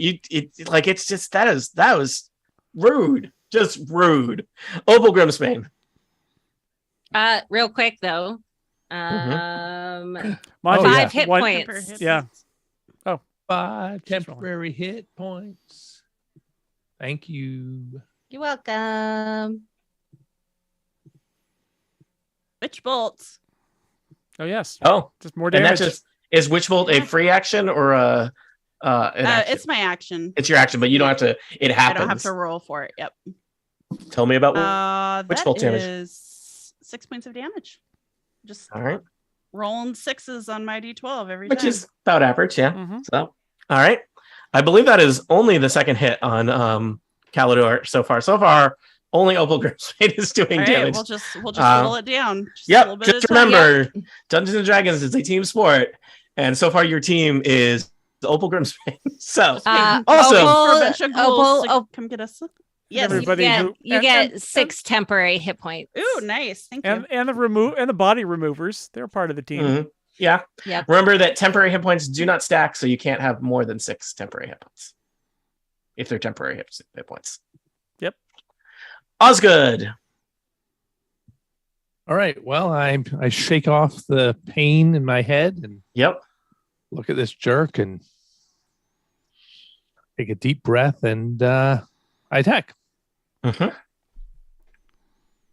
That's a natural 20.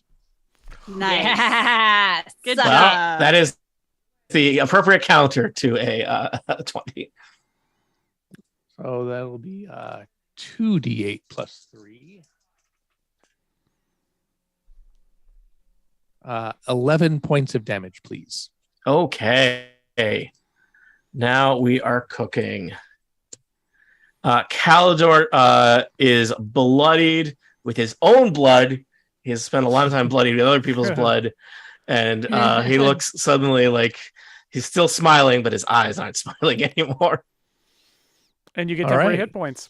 Yeah. Yep. Osgood, you will get 6. Oh, then I will go up from 5, which I had before, to a total of 6. Huzzah. Huzzah, indeed. Okay, that's the end of my turn. All right. Take him down, Buffy. Glaive.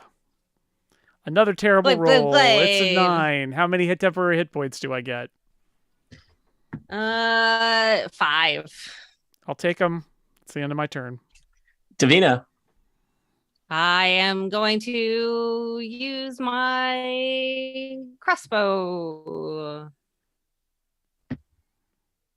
14. 14 hits a graduate student. Ooh, good to know. Taking notes for the future. No particular reason.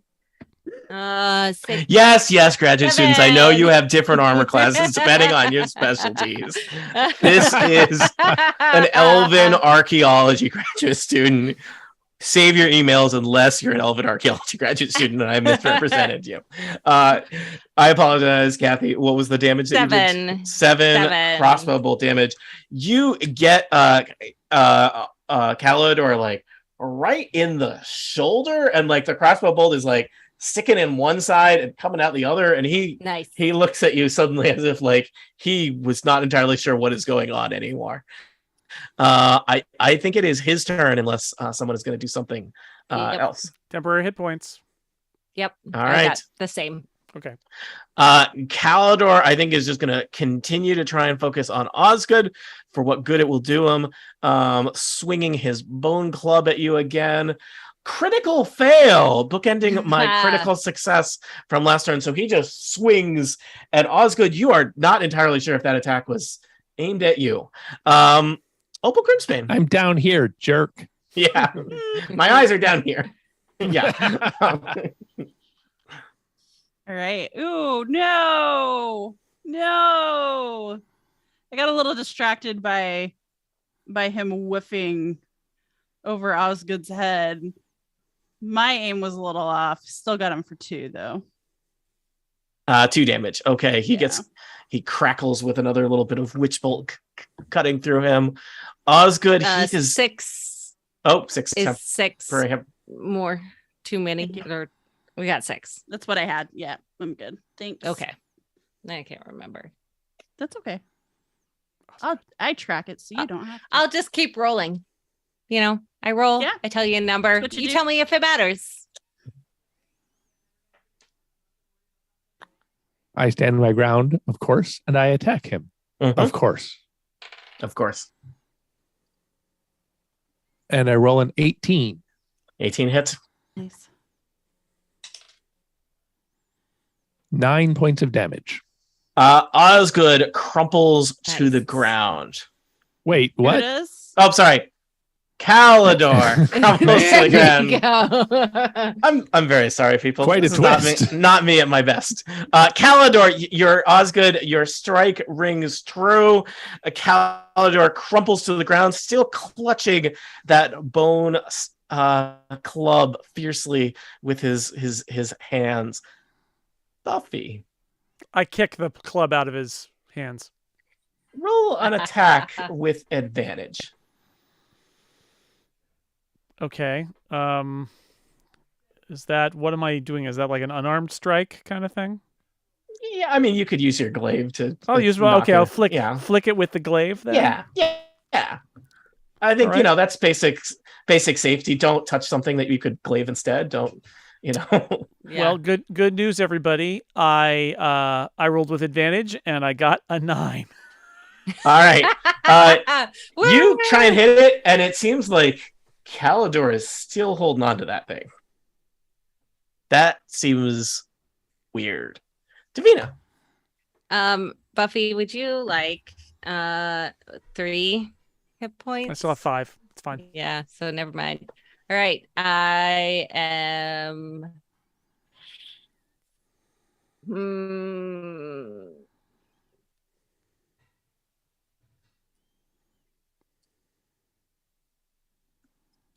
Yeah. You have to cut this jerk's hands off. Yeah. Can you cut with a mace? I don't think you can. That seems not. I mean, no. Is there? I mean, I think in Dungeons and Dragons, I'm not supposed to say no, but like that seems real hard. You mash it on the ground. Yes, and it would actually do much more damage than that. Yeah. I mean, can you cut with a spoon? Yeah, you could. All right. Davina's gonna run up and let me ask you. You probably can't cut hands. You could probably smash a bone club with a mace. Smash a bone. Yes, Davina is going to smash a bone. What is the with rule? her We smash mace. bone. uh, No spill blood, but we 11. already did that one. So 11. You rolled 11. I will tell you. You spilled blood as soon as we got in here. it's true. Yeah. I'm just here for the 11 is enough to hit the bone itself. You are targeting the bone club. Caledor has been clinging to some strange object that he must have found here in the basement of this temple. You hit it with your mace. Roll damage. Oh, wait. I rolled D6. 6. All right. You definitely it's not looking good. And it seems to kind of like spark and kind of fizzle with kind of a weird pale yellow kind of energy seeping out of it. Davina, you done with your turn? Ew. And yes. All right. The slumped, fallen graduate student that is Caledor kind of wrenches himself back up to his feet, but he, despite having hit the ground only seconds before, looks extremely unwell compared to his previous, shall we say, living status. His eyes are kind of just sunken red glowing holes in his skull. His hands have turned into gnarled claws. He's still in one hand, clutches his bone club, and his teeth are just like a jagged field of green knives in a black hole in the center of his face. Those are words I'm using together. It is his turn. He's real angry at all of you. I think he is going to attack Davina because you attacked his club. Yeah. So he swings at you with the kind of chipped and cracked and kind of crumbling club. He is going to roll a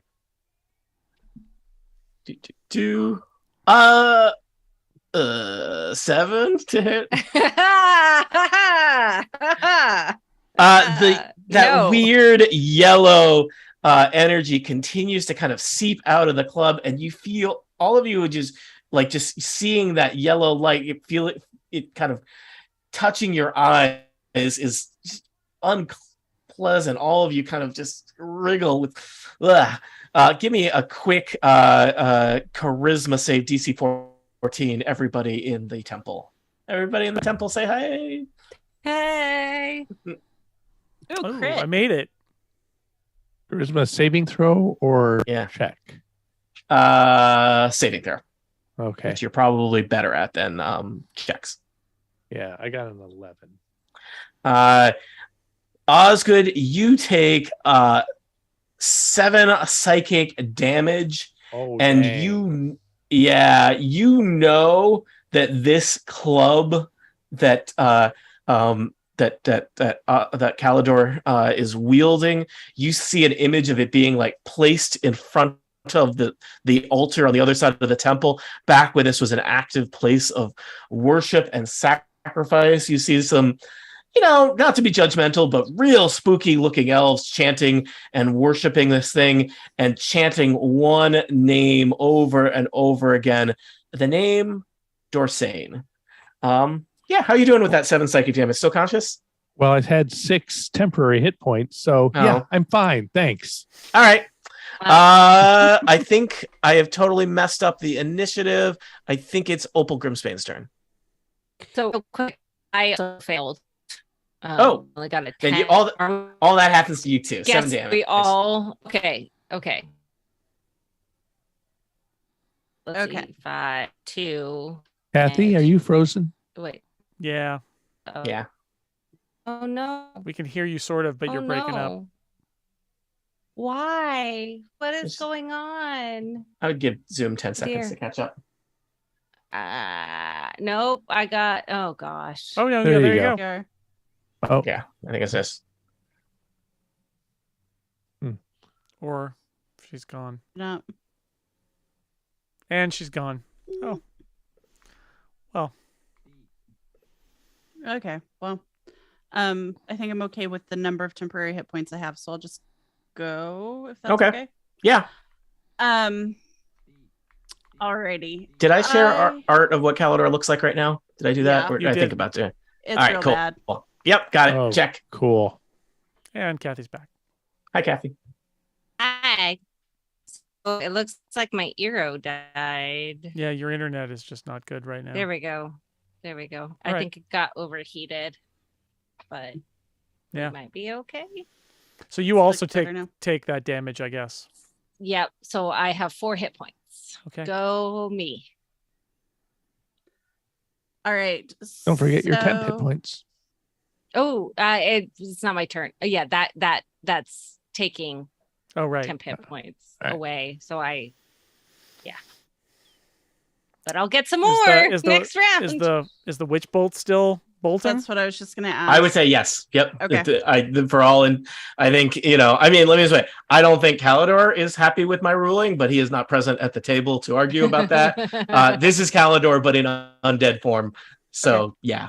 Yep. All right, so that's 5 this time. All right. The undead form of Caledor kind of wriggles and shakes as a witch bolt continues to just pour current into him. Osgood.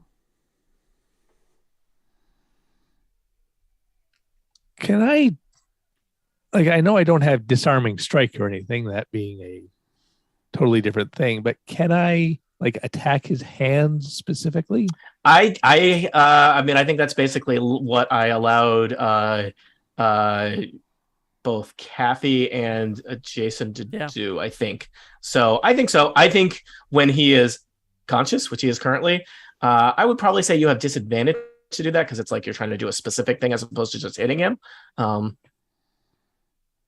like it. I'm attacking with disadvantage. All right, yeah, that seems reasonable because you're attacking the hand holding the club, right? Yeah. Not just like his other hand is really offends you now. 13. That is what you needed. Osgood, tell me what would that look like?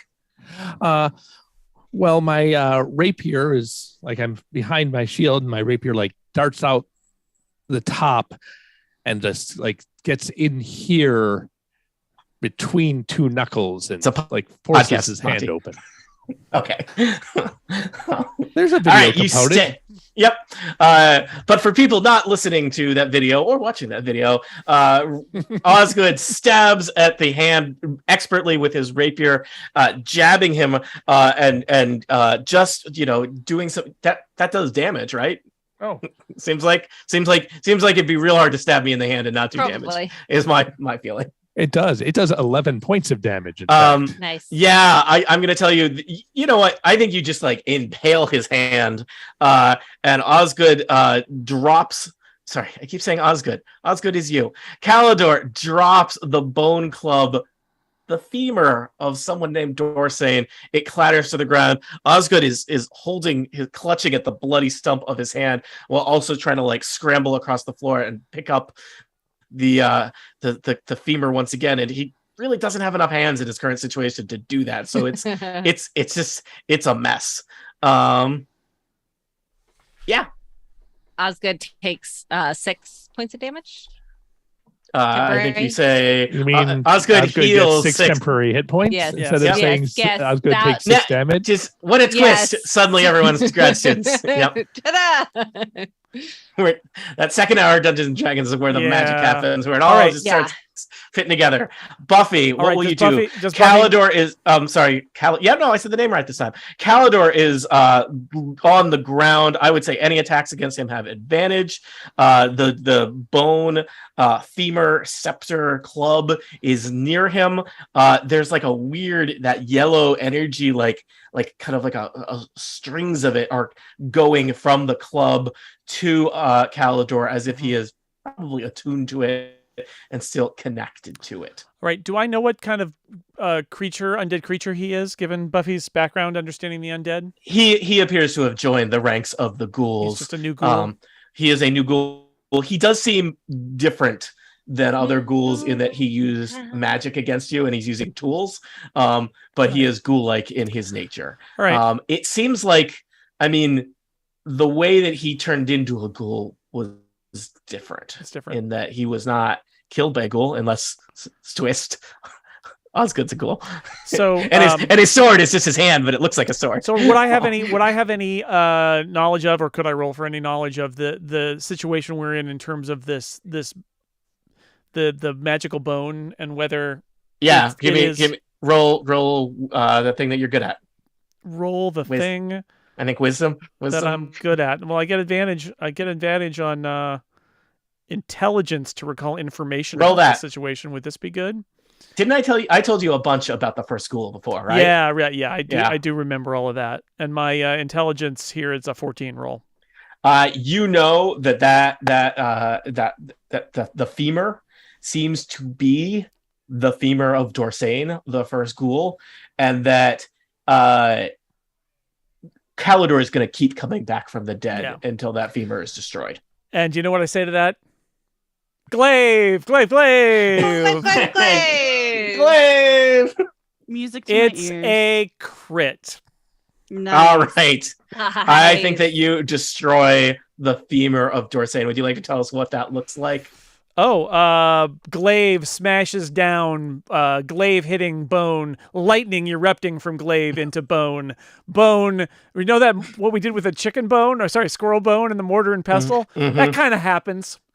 Mm-hmm. You know how in some movies you see something happening like in slow motion 3 times in a row? Mm-hmm. And Buffy has been really bad this whole fight, but she's like, I am tired of this crap, and smashes that bone into a bunch of pieces, I imagine. And as the bone of the femur of Dorsane is shattered by Buffy the Blood Hunter, the yellow magical light within it goes out, and the form of Caledor stops moving, and is at something like rest. We smash cut to a montage as you, I guess, carry Caledor's form out of out of the temple and just bury so many bodies of ghouls, of patrons of Havel's Cross. Most of this adventure has been us burying things. Yeah, so much digging and then covering up again. And of course, the fallen grad students of Professor Winsome Landy. I'm not Professor saying I'm Landy, looting the patrons, but I do want to see if they have any identification or anything saying where they lived. They do not. I don't think they don't have driver's licenses. I will tell you, the dwarven bodyguard has a jade ring of resistance, which is a relatively basic magic item that Professor Winsome Landy thinks Gratz would have wanted one of you to have it, not just to put it in the earth.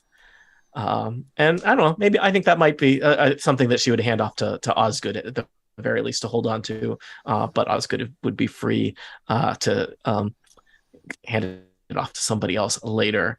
So the bodies are dealt with. I think it's decided that you're not going to spend a night at the evil elven temple of life and death and rebirth, because it's the bad kind of rebirth. And Professor Winsome Landy says, I think I should take a sabbatical and change jobs to a different field. So you don't need us to accompany you back to town with whatever thing you wanted from this place? I suppose the thing they found was, well, that femur you told me about, and you smashed that into a million places. Yeah, we did. Yeah, and it's in that room that can only be accessed with those bowls. Let's bury those bowls. I was going to say, let's smash the obsidian bowls. You smash the bowls and bury their pieces. And thus walk away from this horrible elven temple, hoping that you'll never have to deal with it again. Will you get future jobs from Professor Winsome Landy? Unclear. Will you accept those jobs? Extremely unclear. But is this the last we'll ever hear from Buffy, Osgood, Opal Grimsbane, and Davina? I don't know. For answers to questions such as these, tune in to future adventures of Total Party Kill. This has been Horror at Havel's Cross, a second level adventure using D&D 5e basic rules I bought off of DM's Guild. Thank you for listening. The end. Hey. Goodbye, nerds. I will remember to separate out the money because I was carrying the gold. We each got 125. Excellent. And Osgood, you hold on to a ring of resistance for now, unless you decide to give it to somebody else. Anyone want a ring of resistance? I don't know what it's probably a good thing for a paladin to have. Paladin, yeah. So, all right, I'll keep it. Yeah, we did it. My nose. You did it. We did it in 3 sessions, approximately 4 hours total. Thanks for staying up late, Tony. But it was a short-ish adventure, and I hope it was good. I will tell you the main reason I picked out that adventure. I thought the puzzle with the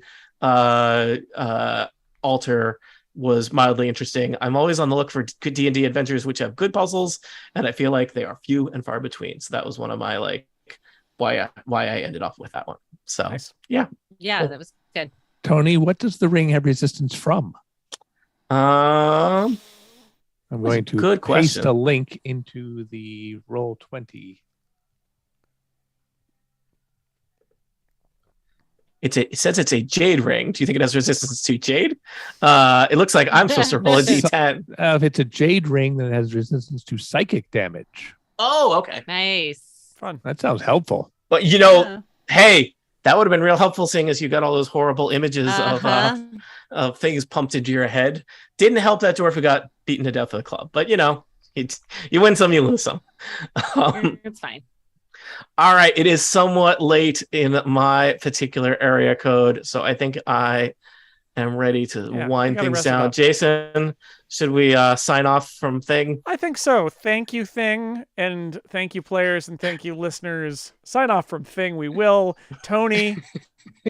I like how I threw to you to offer a level of professionalism I couldn't offer. I didn't do the moose ears.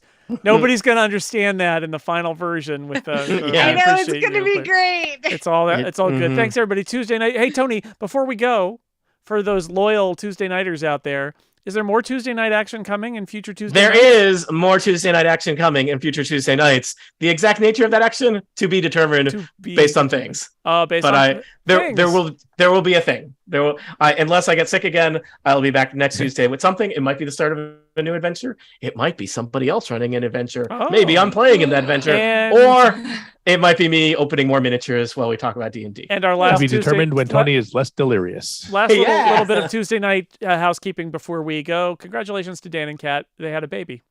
Oh yeah, Dan even tweeted and a book. Yeah. And a book. Congratulations to Dan. What a week. What a week. Yeah, he just posted this evening a photo of him with baby and book, which is pretty good. So nice. check it out. As he said, the book took longer, but Kat told him to say the baby was more work. Yes. Yeah. Which is better? To be determined. Review embargo pending. So. Yeah, reviews haven't come in for the baby yet. Yeah. When do we wait to fully evaluate a baby? Like 18? Is that what we have to wait for? Is that 18? Okay. Yeah, got it. All right. Yep. So, yep. With that, we will say good night. Bye. Way to say that. Good night.